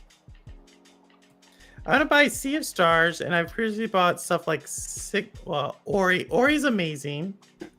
But see, Ori's a game I would just buy. I don't think I would get it on Game Pass. I'd just buy it. Okay, so Maker bought Core Keeper when it was in early access before it came to Game Pass. I thought it came to Game Pass day one. Marvel Maybe with not. Cowboy on Stadia. I'll take. Yep. Marvel Avengers. Oh, it is on Game Pass console. Okay, there you go. Yep. I thought it was, but I'm gonna buy it. I'm not. I defer to Rouster and Crow and Bruce for all things Diablo. I'm certainly. I have no in. I just join them and I just follow along. And they're like, Jeff, come this way. I'm like, okay. Jeff, don't get lost. Okay. Oh, look, Ambi with a super chat. Nice. Let me see. It's the pair. It's a super sticker. It's a super sticker. Yes, it's not the super chat. It's a super sticker. Super sticker. Yes. I like the super stickers. So yeah. So I don't know. There's a lot of. So you asked a question, Jeff. You said, "Are there too many games?" I did ask that coming out, and I don't know. I think it's interesting because there's a game. Maker mentioned a game called Animal Well. Animal Well is a pretty cool game. How many Animal Wells are out there that we don't know of? See, that's why I work with, the smaller devs. I work with women-led games, and I did a video where I played 4 of their different games from their showcase.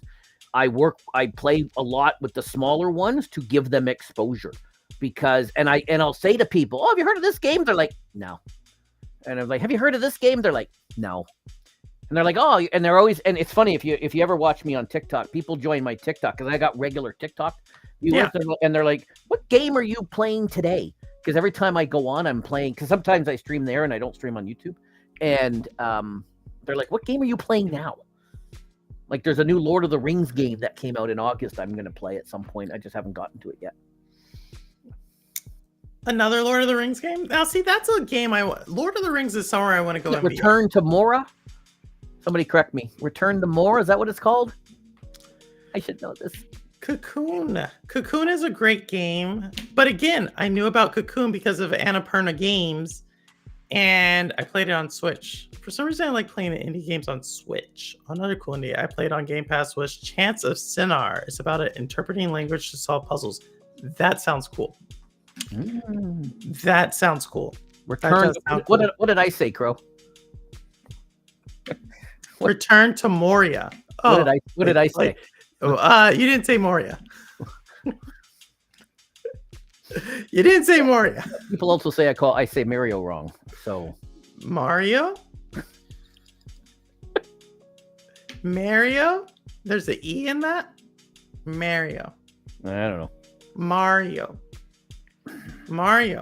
Yes. So okay. Yeah, so I think Game Pass, like I said, I think having the option to have a Game Pass is a good thing. I think the world is a better place with Game Pass than without Game Pass.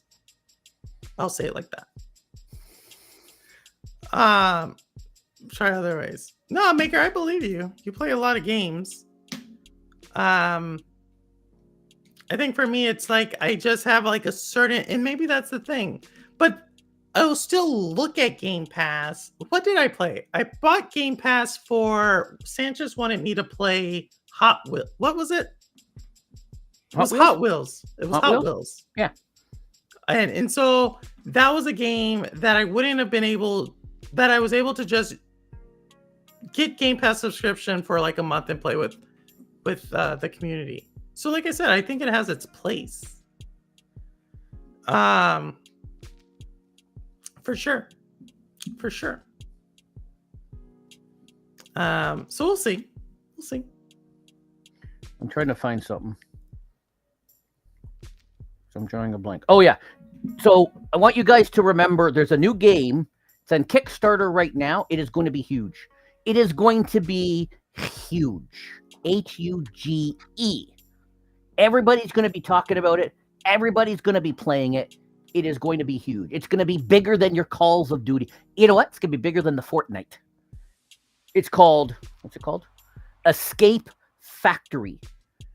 When you guys hear about this game, you remember you heard it on Shades of Purple first. Escape Factory. Escape Factory. Look at it. Nobody Google it and fact check me.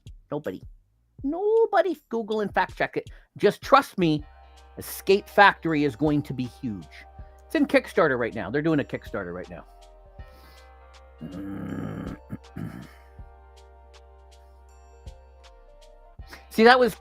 Maker makes a good point. There's a lot of games on Game Pass that I wouldn't try otherwise, and that's how Crow approached Stadia. A lot of people did. What's that? There's games on there that you might never play. He probably would never play Frostpunk, but he can go and play Frostpunk. Right? No, I think like I said, I think Stadia, I think the difference is Stadia was more, for one, it was cheaper than Game Pass. I don't know. It was less overwhelming. Well, they were both the same price when they launched. I think Stadia probably would have raised their prices by now. Probably. It would probably be close to $20 a month. You think $20? Would you pay for Stadia? Would you pay for Stadia Pro at $20, Jeff? It depends. Chat, would y'all, if Stadia, for y'all who still liked it, if Stadia said, hey, we'll charge you $20 and you can keep Stadia, would you have still paid for it? I probably would have. Because it would have given me a chance to play certain games. Yeah, the thing I think about Stadia if it had raised it to 20 but that's the thing. We did not need Stadia Pro to play games on Stadia. No, you could have just like Maker does, just buy the game. You could just buy the game. Buy the game and play it in the cloud and bing bang. Probably boom. not. Maker's saying probably not. Booster is cheaper now and it connects to Steam. So Inyoka's probably not. Do you like it? Yeah, 20 a month. Geek the sneakest question mark. Let's see. Here we go. How much was I? But I was paying more in Canada. Was I paying $17.99? How much was I paying for it in Canada? There we go. Here's Crow. I barely paid the $9 for Stadia. I worked it out to pay every 2 months and get all the games. He would. Stadia's getting a lot of their games late, where Game Pass gets a fair amount day one. Yeah, Game Pass pays for it. I don't think Stadia had the budget. Right. I think that was a big deal. What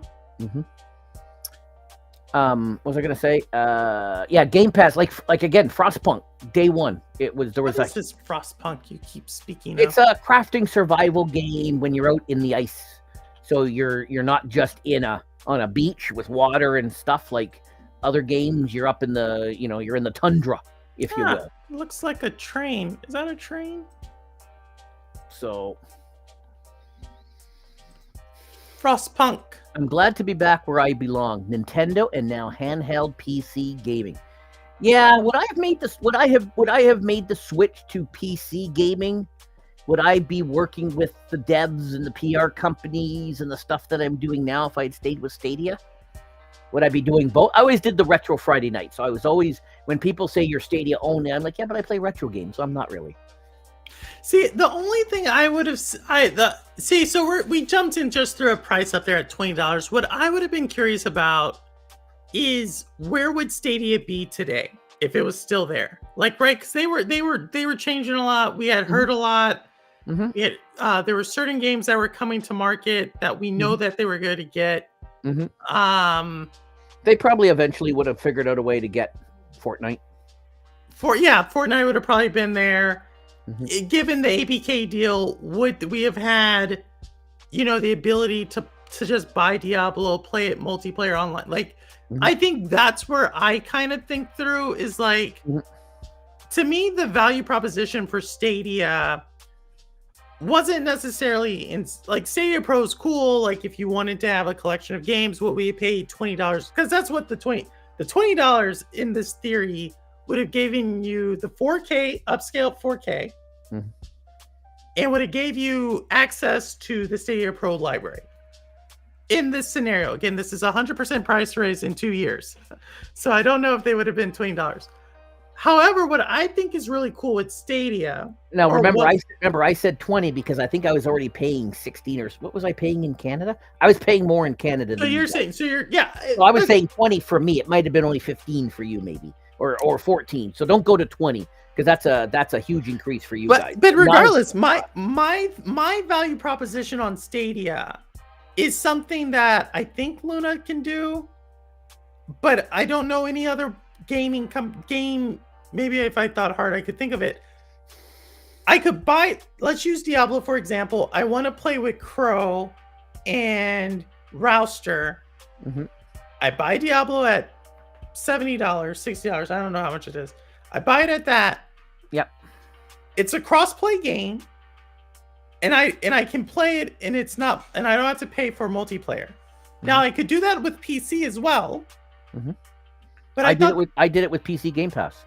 Yeah, but I think that's the value with Stadia is that you could do multiplayer and did not have to pay necessarily for multiplayer.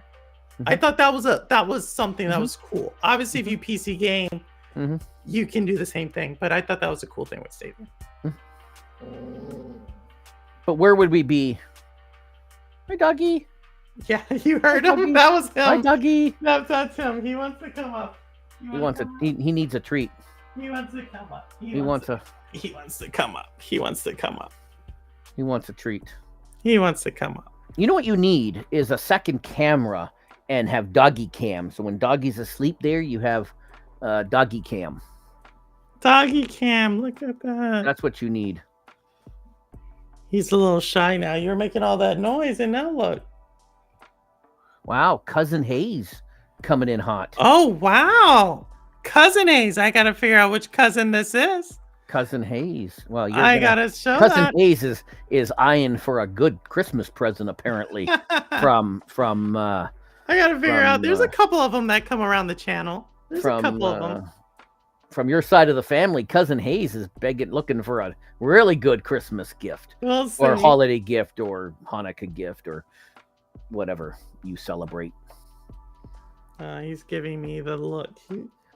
Don't you think she needs a second to have like a commie? Yeah, see, like a doggy cam. I could do it on here too. You could. I definitely can. You could. You could have a. You know our friend. Why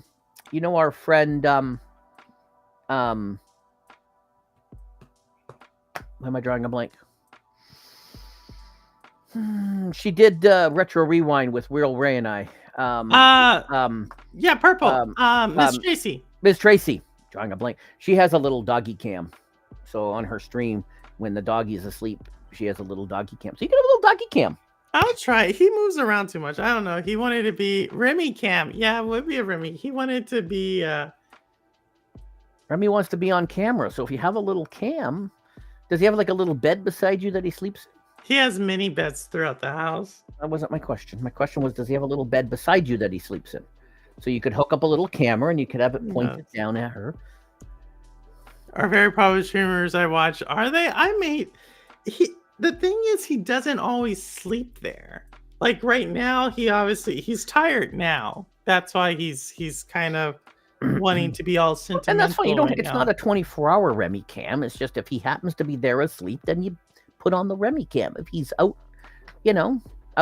prowling the neighborhood for fights, then you don't put the Remy cam on. Over to his collar. We may try it out. So one of the things. So I was scrolling through TikTok today, and there was somebody who put a camera on their cat as the cat was running around the neighborhood, and the cat was meowing, and my cat came running in and sat looking at me like, "What does that sound? Why is there another cat? What is that?" She was having just a little meltdown when she heard. Oh my goodness! Cat. But yeah, there's a few YouTube channels I've seen where they put like little cameras on the cat, and they follow the cat around the neighborhood, and then they interject little text like what the cat was thinking and stuff. Would you want to do that? Would you want to do that? Everybody would love the Remy cam. He's kind of all tangled up here. I'm trying to. Never brought him up here, but he definitely wanted to be in my lap. If you were still on only Stadia, would you have your partnership with Wired Productions? Probably. Okay. Because Wired, the games that I streamed were Stadia games. Martha is Dead and Lamote. And that's what they were looking. They said, "Hey, what have you done? What games have you?" And I interviewed the creators of Lamote. All that was during Stadia. So I think I probably would have that. Hashtag ad. Hashtag ad. Wired If you haven't seen it. And Martha is Dead's going to be a movie here pretty soon. Probably a disturbing movie the more I think about it. Let me help your hands. You can't do this, sir. Sir, you can't do this. Okay. Thank you. Had to, if he's going to be my lap, we have to come to a compromise. There you go. But yeah, no. So Jeff, I was actually thinking about doing another type of content. Yeah, this is fresh. VR? No, not like that. You're gonna get the new Quest 3S, and you're gonna do VR content. I was like, what is a Quest? It's a VR thing. I think Mr. Urban World has talked to me about this. Yeah, it's the new thing that they just announced. Did you not watch Meta Connect the other day?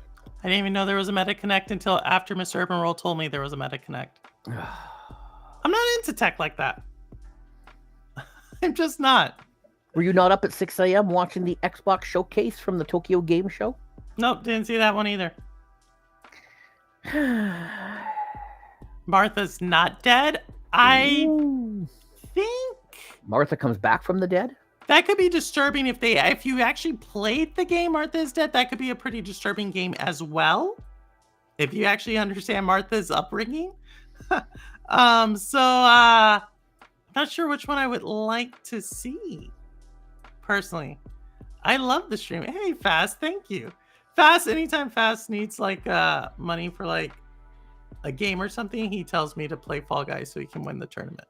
Makes sense. Fast has figured Do this you not out. have some rules about repeat winners, and if you win one, then you're not eligible for the next? Like, do you not have sort of We haven't made that rules? yet. Do We you haven't not made that follow proper FCC guidelines when it comes to contests and stuff? yet. Not yet. As a member of the YPP, are you not strictly following YouTube partner program? And we got Hey Joe talking about someone who's going to have a game launching on Steam not too long from now. I'm actually really looking forward to it. I kind of want to know what his humor is like, because he says it's like about an angry little wizard. But no, just so Jeff, so my what are you doing? What are you launching? New content. I kind of want to test this out because I've actually. Is it Netflix games? Because there's a gap. There's a whole Netflix. There's a gap apparently. Who knew? In the Netflix gaming creator area. Not that, but I would think about it. Because several people have asked me about this, and I'm thinking about doing content. It's kind of more of a reaction, but also an advice thing, where we take scenarios from Reddit about guys trying to pick up chicks who are gamers, and kind of deconstruct it and why they're having problems. Well, they're guys. And we're stupid. Solved. No, I don't There's think the that's answer. It. There's the answer. I think that the actual thing is or it could be the other way around. It could be the other way around, or it could be like the same way around. Yeah. But yeah, I just think because I think there's some really there's a lot of misperceptions, you know. And have a girlfriend. Her name is well, Fast. We do not use identifiable information here. He's not gonna have a girlfriend long. Come on, please. What's wrong with my pretty face, Joe? Just face. Yeah. So no. So yeah. So when are you doing this? And when are you doing this? I don't know. I think I may trial it out in a week or so. Just randomly. Are you having someone? Is it like a counterpoint type thing? You're gonna have like somebody else to have another side? Or are you gonna have someone like, I don't know who, somebody who could, I don't know. I don't know. I'd have to go back and read your show syllabus and what your plan is, because I don't quite understand. I would have to show you someone else doing it. There's a lot of guys who do something similar, but I don't think there's any like women who provide the female point of view. That's probably true. Call it nerf or buff, and the tactic could be nerfed or buffed. Ooh. Joe gets it. I like it. I'm glad Joe gets it, because I don't. I would have to show you. Maybe when I watch a few episodes. I don't know. I don't know. It's like. Sorry, Paul. It's based upon because I think there's like some really troubled people out there, and it's like, don't do this. Oh, there's lots of trouble. There's lots of troubled people out there. There are lots of troubled people out there. So it's we'll see. But people have asked, I've had 3 totally different people kind of ask me about some type of similar content to this. Interesting. And so interesting. Yeah. Is this on a different night, or is this you're gonna do this once a month over on the I don't know. You don't know yet. I think it'll be on the same channel. No, obviously, but I'm thinking about maybe testing it out sometime in October. I have not seen Red Flag Guy. What's a Red Flag Guy? That's the guy, Ambi. That's he's one of them. There's a whole bunch of them who do something like this. Oh. You watch Healthy Gamer, he interviews incels. Yes, and kind of like that. I don't think I would interview an incel. Well, now that you people have mentioned it, now YouTube will recommend it to me. I'm troubled. Simpleton is troubled. Thoughts on the PlayStation Pro? She's gonna buy one. She's gonna I buy will one. buy one. She is gonna buy one. Did you pre-order it? Did you pre-order this? I was 30th one of the Junior? people who I think is Paul still here? Paul, I think Paul got one. But he's a pony, I think, so that makes sense. When I went on it, I got through the whole entire process, and then it said place order, and like the button wouldn't click, and people said go find another browser, and then I was like, I'll just wait till it comes out. I don't think this thing's gonna sell out like that, so it's not that serious.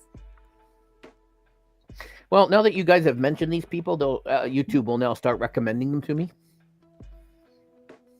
Oh, no clear history stat. What do you mean no clear history stat? And I think Joe gets what I'm saying. Like, so yeah, so I'm thinking. Yeah, but Joe's smarter than me, so. But yeah, I'm thinking about doing it. It's like several people have asked me about that. And if I add it up over the last like year and a half, it's probably like 6 people have asked me about this. Really? Yeah, but it just has been like recently in the last month, specifically like 3 to 4 people have asked me. All right. And so I was like, oh, maybe. Okay. Well, if you do it on Thursday nights, then I can have you on one TV muted while I'm watching football, like I do every Thursday. As you see from the tweets. You do it every Thursday. Yeah, I know. We'll see. I'm thinking we'll see. We'll see. I may test it out on a Shades of Purple, and if it gets enough, if it has its own like fan base, it may move to like maybe a premiere type of show, like where I premiere it, like I record it and then premiere it. I don't know. When we get your membership sorted out, that sounds like member only content, potentially. When we get your membership sorted out. I don't know. Well, yeah. Right now, YouTube is telling me I'm not member qualified. Apparently. So I'm okay with that. I'm okay. Just call Neil. Let's go Bucks. What happened? The Bucks lost? Bucks won? Bucks won. Bucks won? Did the Texans win? They did.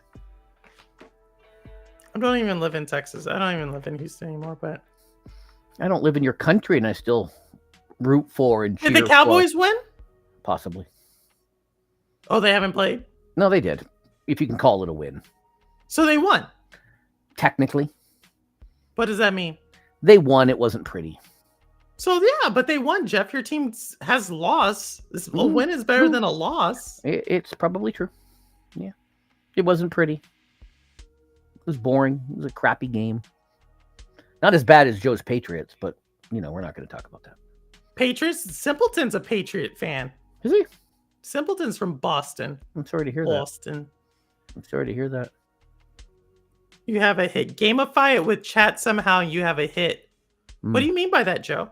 Gamify it with chat. Like, ask chat questions? Or chat could comment. Chat could give advice. Yeah, I think the way I would do it is like I would like have something from Reddit where I would talk about a scenario. I would then probably ask chat like I think we would like have like some type of rating, like where like was I don't know. But I would give like my opinion. Was this like chick's fault, guy's fault, something like that. Just deconstruct it. Oh, I can tell you right now, it's our fault. Not always. No, it's always our fault. Not always. Nope, it is. Hang on. Nope, it's always ours. Make the show interactive with chat, like channel points for it. Yeah, okay. We'll try it out. Like I said, we'll try it out. I'm gonna like kind of play it out. So yeah, I don't think I would have done that with Stadia. Like Stadia shutting down had made me kind of expand into different. I don't know. Would we not have expanded already? Would we have just stuck with that? It's our fault, right? Even when it's not our fault, it's our fault. No, so sometimes I think like in this dynamic, like because there's this traditional dynamic that I don't think always plays out, where it's like guys are the gamer and the woman is not the gamer. It does not have to be that way. It doesn't even have to be like a heteronormative relationship. And sometimes I don't think it's the guy's fault. Sometimes I think women have unreasonable demands, in my opinion. City of Champions currently only dominating basketball to give other cities a chance at the baseball and football trophies. Boston won the championship this year? I never can remember stuff like that. They did. So y'all look for that in October. In October? In October, sometime. I haven't decided. I think of gaming as live TV or movies now. Everybody can like them, but there's so much variety on what you like. And I think you're hitting exactly where I'm going with it. Like why I say what I say. Like I think a lot of people, like someone asked me, where can I meet a gamer chick who games? And I'm like, what kind of question is that? So very neutral. Cozy games, mobile games, Wordle. I continue to say like almost every chick I know plays Wordle. I still miss the ease of Stadia at times. Yeah, we all do, Jeff or Joe. I'm looking at Jeff right now. We all miss it. The ease, yes. The ease. I miss the. I just missed the. Just worked. So just worked for your show, and I can do up a PowerPoint if you need this. Remember, you got man and a woman. Man, woman. Yeah. So if the man is wrong and the woman is right, the woman is right. Cut. If the man is right and the woman is right, the woman is right. That makes sense. If the man is wrong and the woman is wrong, then the man is wrong.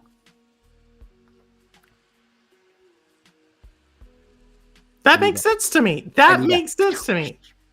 What about if the man is right and the woman is wrong? The woman is right. That was the very first scenario. Oh, I thought you said the first scenario was the man was wrong and the woman was right. No. Oh, that's right. I missed one. Yes, if the man is right and the woman is wrong, the woman is right. I missed one. There's four. Yeah. So in three of the scenarios, the women right or wrong. I just think in three of those scenarios, the woman is right. In the last scenario, the man is wrong. Well, in these scenarios, if they're on, usually there's scenarios of women who've encountered certain gamer behavior from certain men, and then there's men who are like, this is what I did. And again, it doesn't have to be that way. Sometimes I think there's women who are just idiots. So like if a woman doesn't like a guy who games because she dated a guy in high school who gamed and she didn't like that guy, I think that's baggage. Like I think that's like, you don't want that chick. That don't, no. So Jeff knows how to stay married. He's been married for a long time. Hey, thanks, Joe. We're trying to do stuff here. But yeah, so that's what I'm thinking, Jeff. Cool. So I'm thinking. But Jeff, what did you do for your birthday today? The parents came over. Okay. So I called, I saw them on Thursday and I said, hey, what are you guys doing Sunday? And they're like, nothing. Anything going on Sunday? Any special occasion? They're like, nope, nothing. Oh, okay. I said, well, if you want to come over on Sunday, let me know. They're like, oh yeah, we'll let you know. We'll see if we have anything else going on. I'm like, okay. So my mom called last night and she said, are we coming over tomorrow? And I said, I don't know if you want. Any particular reason? She goes, no, I went through my book. I looked through my book and September 29th, other than Stadia, no, got nothing. She knew Stadia? No. Nope. And I went, oh. And my son was standing there and I went, well, 54 years and I've never made it in the book. Do you think I'll ever make it in the book? Because 54 years, I've never made it in the book. And she's like, what are you talking about? And then he yells out, it's his birthday. She goes, it's your birthday? Tomorrow? September 29th is your birthday? I go, apparently. Were you there? She goes, I think so. Huh. Yeah, we'll come then. Aw, she knew. Oh, neither of them had any clue. She goes, but it's not in my book. How come it's not in my book? I'm like, I don't know why it's not. She knew. So I went and picked them up. And I brought them over. We watch football, of course, in the morning or afternoon. We watch football. Football. Football. Watch football. What did I do this morning? Nothing really. Oh, had to move stuff off the dining room table, so we had place to, eat. We did that. I'm purposely not watching football for another till January. No, for another. I need to get when the playoffs start. I need to lose all the players and everything because I like to play fantasy football, and I can't let emotions cloud my judgment. So I need to detach from the current generation of players. I don't know what that means, but okay. That's how I do it. I detach. I just focus on goes on. Yes, Joe, 54. I know. I look like I'm 80. I understand that, but yep. Dad 97, Mom 92 came over. Wow. And we went and got some food. And we sat around and ate and watched some football, and then I took them home. That's cool. Mom and son went for a little walk to see other son at work. That's cool. So that was the birthday. 97 years old. Yep. It's funny whenever we see of someone who's passed away, he's like, "Wow, they died young." He was 91. Oh, yeah, he died young. Yeah, that's what my dad says when he hears of somebody who passed away. You know that lady from? Apparently, she was in Harry Potter. She was 80 something. My dad goes, "That's young. Wow, very young." Yeah, the lady did die from Harry. Well, I knew her from Downton Abbey. Also, you had Chris Christopherson died today. Did he? Yeah. I did not hear that. He died just about 10 minutes before I went backstage. I got the notification. Oh. Chris Christopherson. Well, that's not good. Well, he's kind of around the same age. Is he? Yeah. Yeah. They're 88. See, everyone's getting old. And it seems like Maker and Joe, they're playing fantasy football. They are. They're in Ray and Kevin's league, along with Mr. Wilson, because when you think fantasy football, you want to bring in the British guy. That's what I was just... Who doesn't even know the sport, but, whatever. I'd have thought Wilson, that seems like an odd pairing. He's teaming up with a certain doctor. So, oh. Yeah. But apparently Joe is kicking some butt in that league. I'm not in that league, but I hear. I remember I was in a Stadia league with y'all, and then I just couldn't keep up. And then I got rid of Stadia. Yeah, I feel old. Then I got rid of Stadia. I know. I love how you people in your 30s and 40s think you're old. It's great fun. Great fun to listen to you people in your 30s and 40s. There was a guy on Threads, and he's like, "Where are the old people in their 40s?" And I said, "When you're done with the children in their 40s, come talk to us in our 50s." Oh my goodness. Me and Ray but yeah, you guys in your 40s and 30s who think you're old. I'm just saying, it's cute. It's cute that you people in your 30s and 40s think you're old. Oh my gosh. It's adorable. Jeff, you don't think I'm in my 50s? No. You don't think so? No. How old are you? Baker is in 21. I am old enough to know that I do not answer that question. That's so fast. He said that so fast. I am old enough to know that I do not answer that question. He said that so fast. He's like, it was like instinct. My name is Stupid, not stupid. I'm old enough to know you don't answer that question. Because there is no answer. There is no answer that does not get me in trouble. No, I think there's a point There's no answer where that gets, women. There is no answer that does not get me in trouble. No, I think it's how you say. I know some women who are very proud of their age. Good answer. It was quick. He didn't even miss a beat. Did y'all see that? Like, he didn't even hesitate. It was like, 21. Because I was told. On to the next. I was told that after 21, women stop aging and they stop counting. That's what I was told. I was told this in the 80s. Oh my goodness. I was told this in the 80s. So anyone over 25 is too old to game. I think that's interesting. I think what is gaming? I've seen posts like that, and then I'm like, I'm double that, so come hang out with me sometime. I've seen posts like that. I don't know. I think if you were to look at the gaming industry, it's dominated by people who are over like 35. Like the amount of money people spend on gaming, like it's, which obviously Rebolica, you game, so it's not something you share, but I would think, I'm very curious about that as this generation of like 40, 50-year-olds continues to move throughout life. How does the gaming industry still provide for them? Like, I think the gaming industry is struggling with that right now, right? Oh, 100%. Like I said, Will said, these games that are coming out are not made for him. So that's a curious question. Do you think, what is a game that you think would be made for someone in their 40s? I have no idea. Or 50s or 60s? I have no idea. Because I play everything. I will give any game a try. That's interesting. So because I'm not a horror guy, but I played Five Nights at Freddy, the new Five Nights at Freddy. I know you said it was a thing and not like the others, and so they're all kind of different. Maybe it doesn't really count. I don't know. But I played the horror game. I'm gonna play. Crow and I have been playing a lot of these crafting survival games, which you don't like. Give us remasters and memory foam. The jack of all trades thing. And talking about an X-Defiant streamer. There you go.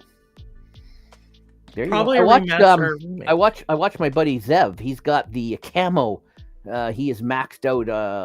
He had maxed out all his weapons with the camo skin for X-Defiant. Yeah.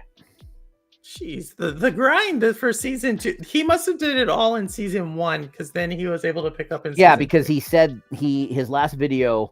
They've come up with a new one that looks really cool, but he's got to get every weapon to 400, which is ridiculous. Yeah, which he said he'll do.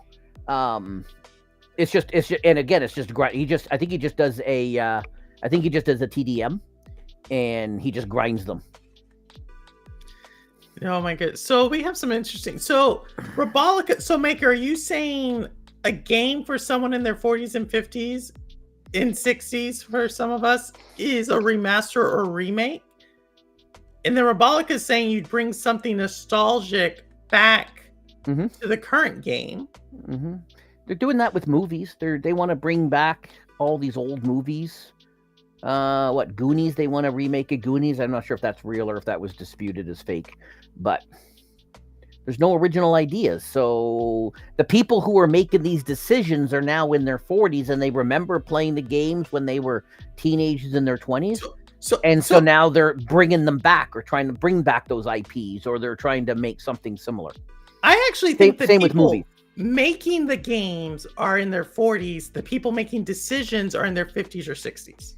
And they remember those old games. Because if you think about like, oh yeah, look at Atari. Atari is bringing back, even on Stadia. Remember on Stadia, Atari had Centipede on Atari was a moment.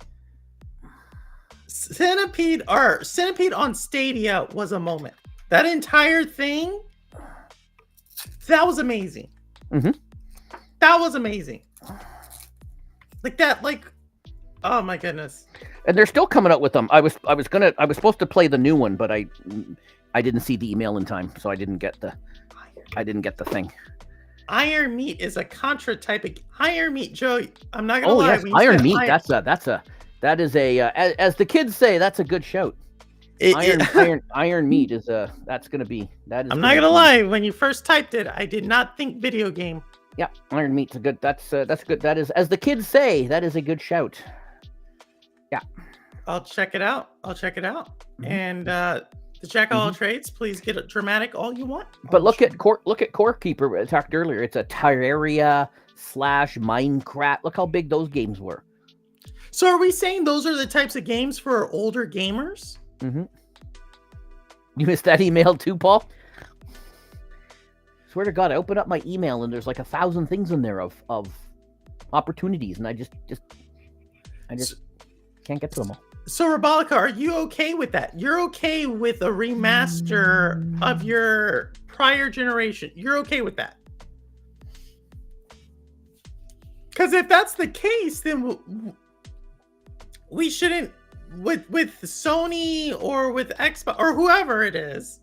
I just say Sony because people say they remaster their games. It should not be a problem when these companies remaster some of these older games. Mm-hmm. If that is what a game is geared for, someone in their 40s, 50s, and 60s, we are then saying a game that is remastered from our childhood is the game for us. Which for me, I think the games I like are the games that actually tell a story. Something that's like story driven. Like I still like a great story. Mm-hmm. And I think the games I like, there's a game called Arise, A Simple Story. It's a indie game. Arise, A Simple Story. That is a game that obviously a kid could play, but I think it takes someone who's a little bit more mature in life to actually appreciate. Cool. And that's the type of games like I need something to appreciate. I have Final Fantasy VII Remastered. I didn't know, Rabalica, you played Final Fantasy. I mean, I think I knew him. He danced. Simpleton, stop! Stop! I talked to the devs at PAX working on some interesting stuff. Joe's he's in the dev community now. It's like, I did this. I think the remasters with all the new shiny monster stuff kills a lot of them.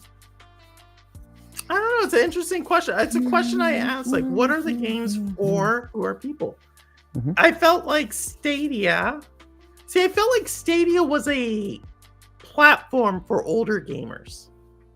That's what, bringing it back to Stadia. Probably because the kids wouldn't do it. The kids are going to play on their consoles. The kids are going to play on their PCs. If they have a gaming PC. Yeah. Stadia was not, yeah. Yeah, I felt like Stadia was literally it was like probably the most convenient. Yeah. The most convenient platform if you think about it. If you could get on the internet, which 40s, 50s, we know the internet. We can do that. We know how to use Gmail. We've heard of it. We can click it. We can play it, and we're playing it. We got our Hotmail. We know it. We have our AOL account. We put our little disc in and connect. Get it? I do remember. I do actually have some old AOL. Connect to AOL. Yes, because we would be there. They finish school, they come home, and then they sit there and they game. Whereas we're out shopping and we're out at work and we're taking transit. Joe, lives in Boston, or he lives outside of Boston. He'd probably spend an hour in traffic, so he could fire up Stadia from while he's in transit in Boston, schlepping home, and he could, play a little bit. I'm speaking for Joe here. Maybe he'll. No, I think he could. Like, I thought like Stadia was like. Now that we're talking about it, I think it was like geared for, because like I hear like Maker was in chat earlier, but there's others like Severin who comes by sometimes, and they'll talk about. Maker doesn't actually talk about this, but some other gamers will talk about like you can mod the game, you can do all these things, and I'm like, that's too confusing for me. I just want to play the game, and then modding isn't for everybody. They talk about like Digital Foundry. They'll talk about like, hey, there's like this pixel here. I'm like, I can't see that. Out on a good day, Joe. Yeah, I can't see it. Let me see what some people are saying. Okay, so nostalgia. Here we go. Let me start off with this one. So this is from Jack of All Trades, y'all. We'll probably be interviewing Jack, and y'all can learn all about his background here later in October. But he says, okay, so nostalgia is great and remasters are great, but games need to focus on the experience instead of trying to spread a certain type of message. It's a game, so let's just focus on imagination. Ooh, I feel like that's a charged statement. I love playing a lot of older games, but the visuals don't hold up on new TVs. Plus, they often add more content to remasters.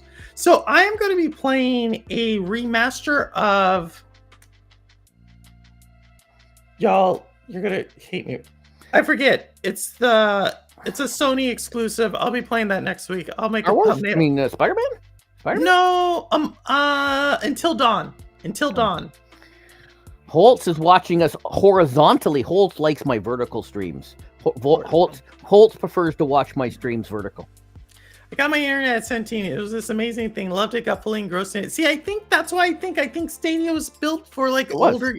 Because it was just like Joe said, an hour on a good day, he could fire up his phone and he could play a bunch of Centipede.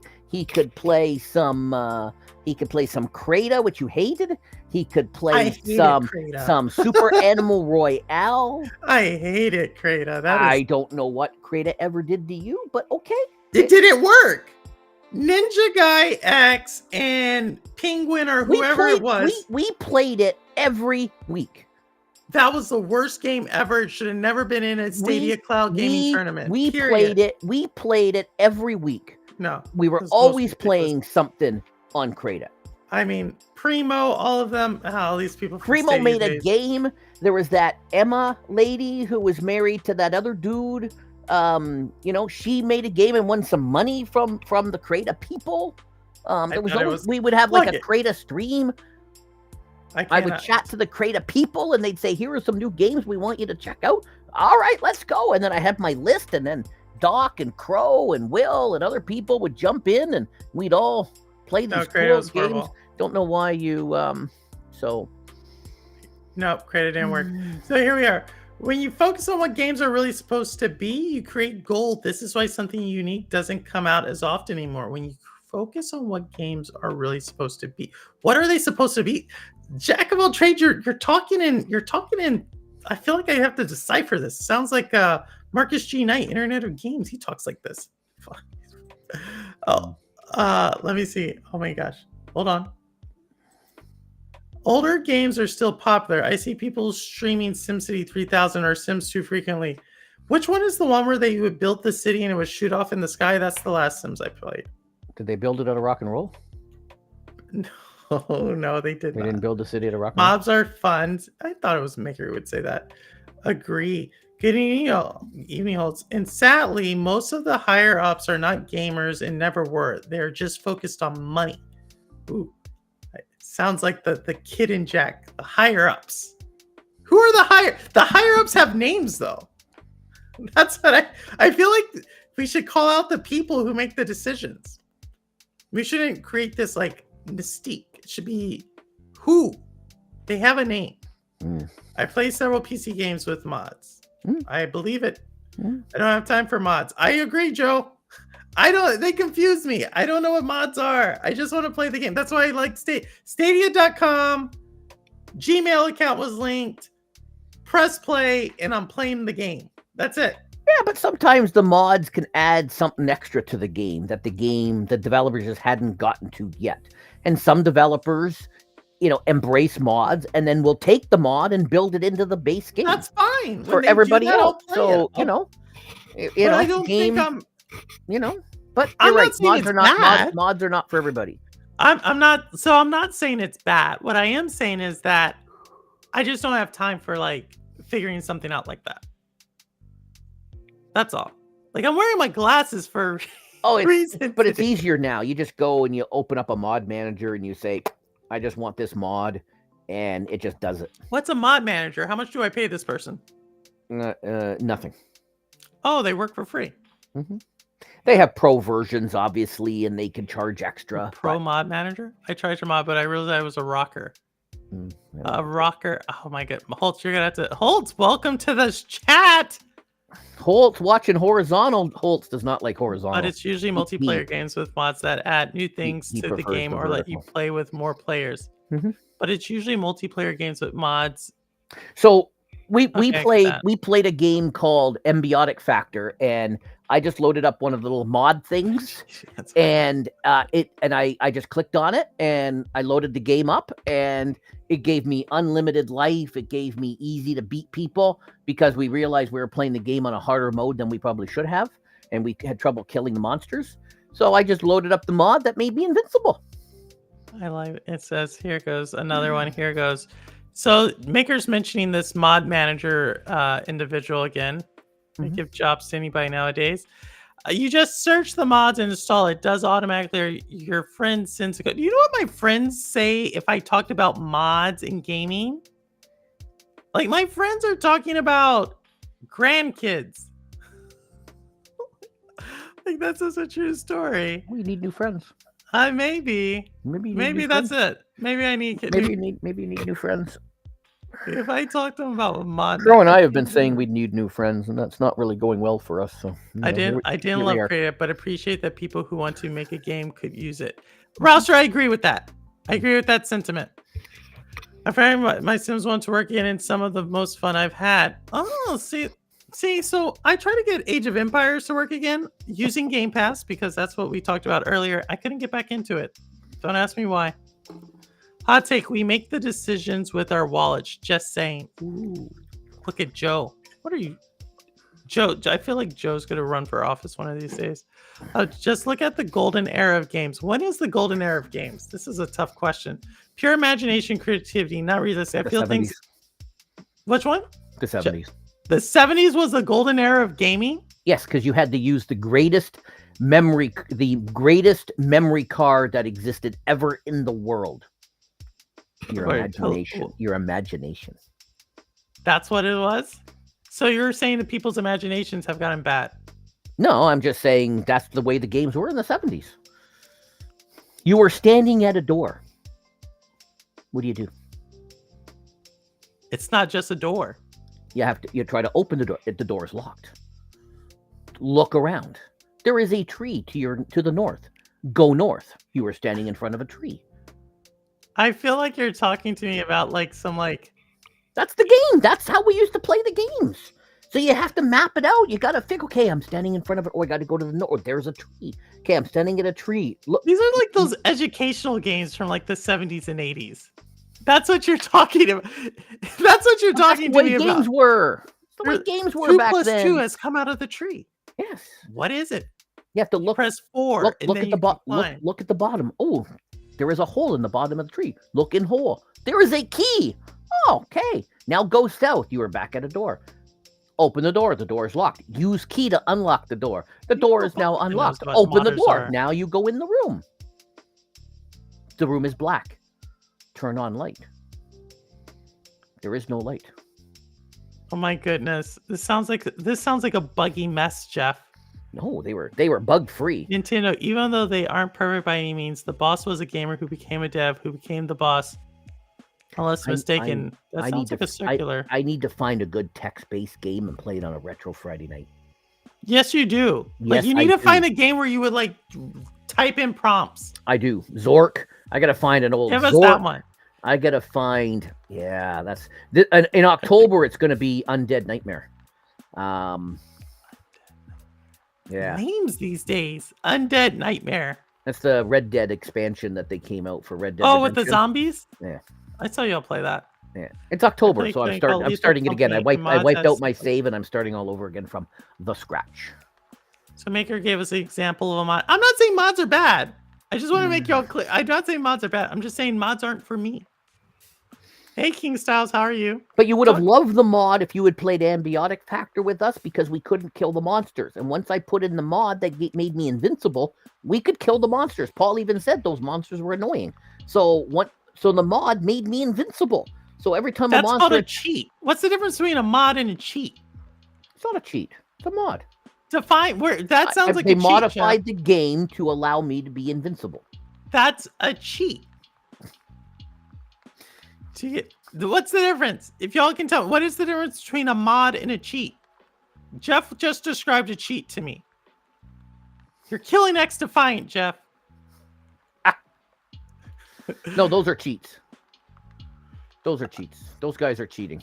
Jeff is talking about things like choose your own adventure games. Yeah, he is. Do y'all remember when books? Do y'all remember the first books that did choose your own adventure? Mm-hmm. Like you would read a book and then it said go to page 87 and then go to page Yeah, but they're not really choose your own adventure. It was the adventure.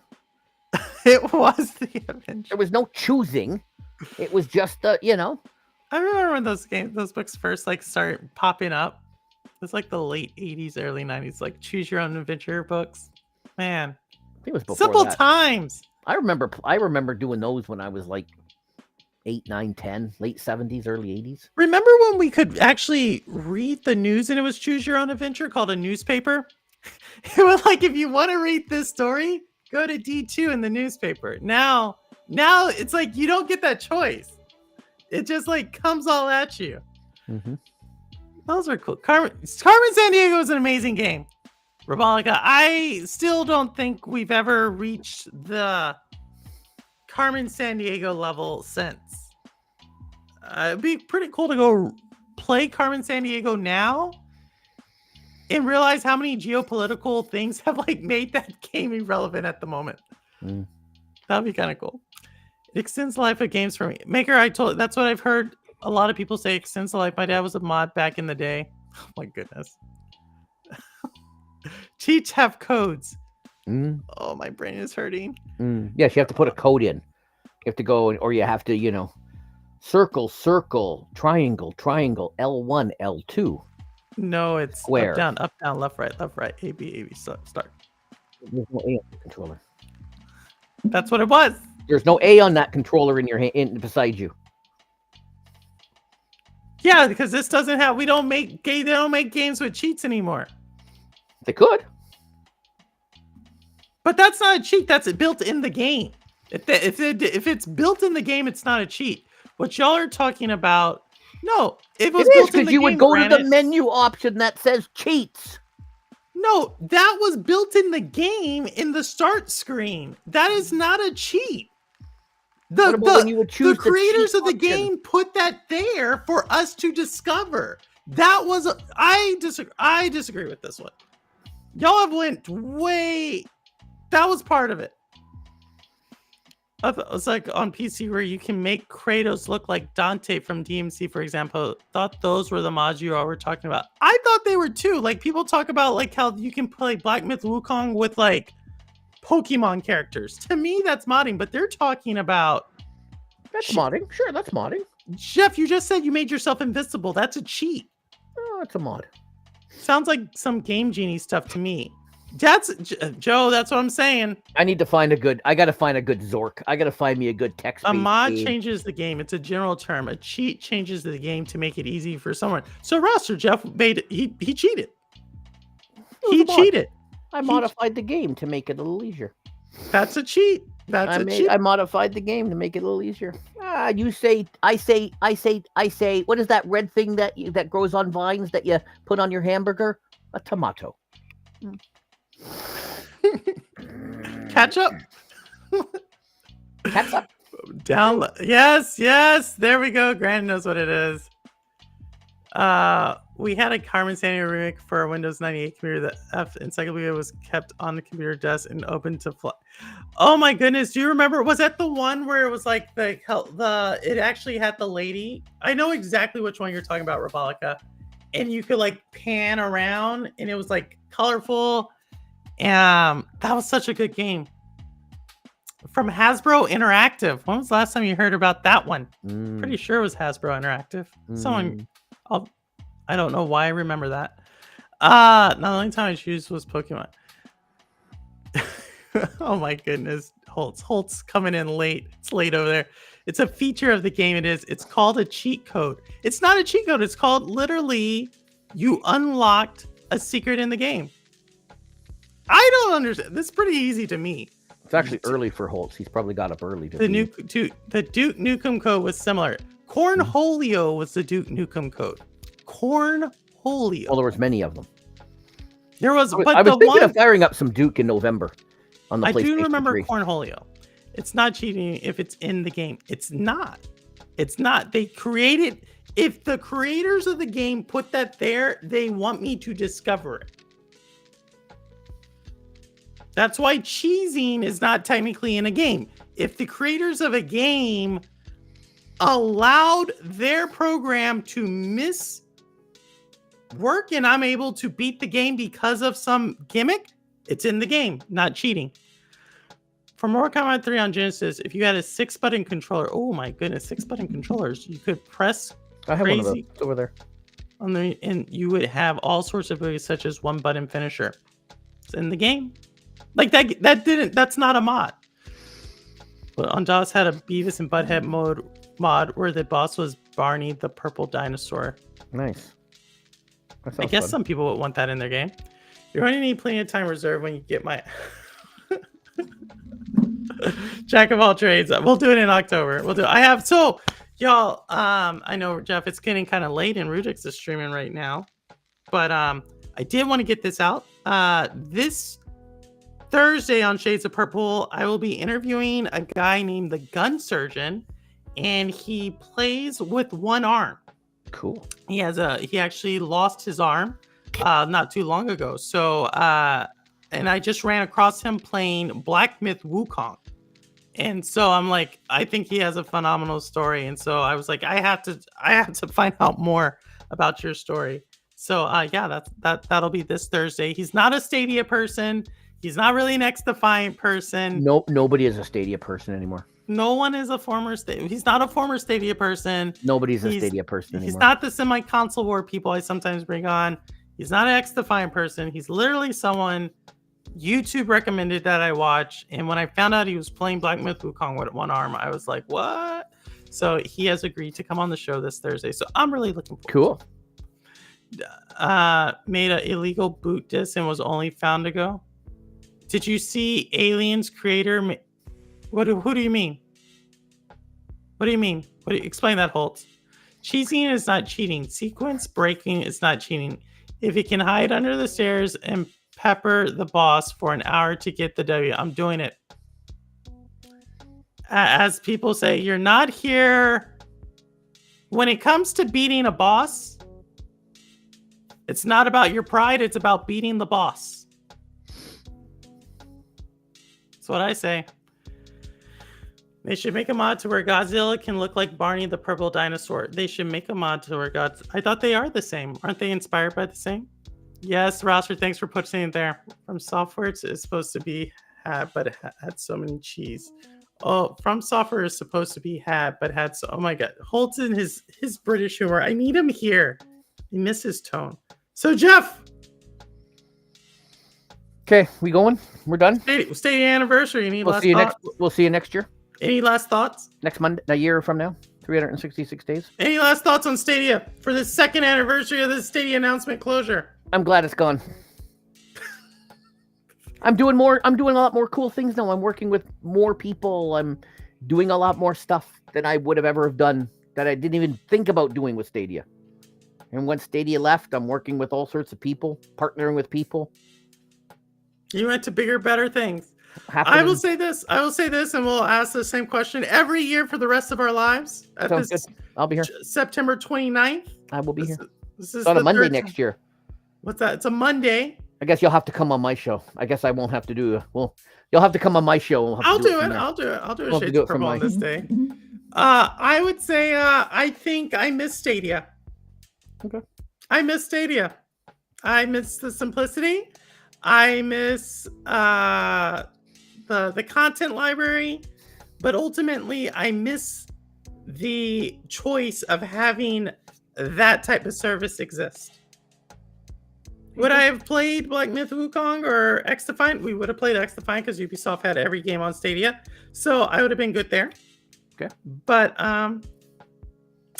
I don't think the world's a better place without Stadia. I do. Of course you do. You're the reason it's shut down, Jeff. That's true. Well, that's true. 100%.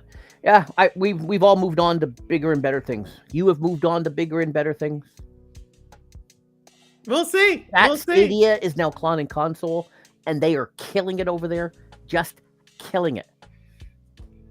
Rudig streams every day, making content. Rudig was always streaming every day. Pumping out content. Knee deep in being in Ponyland. Big G-Force dude. Ray is killing it over there on Twitch.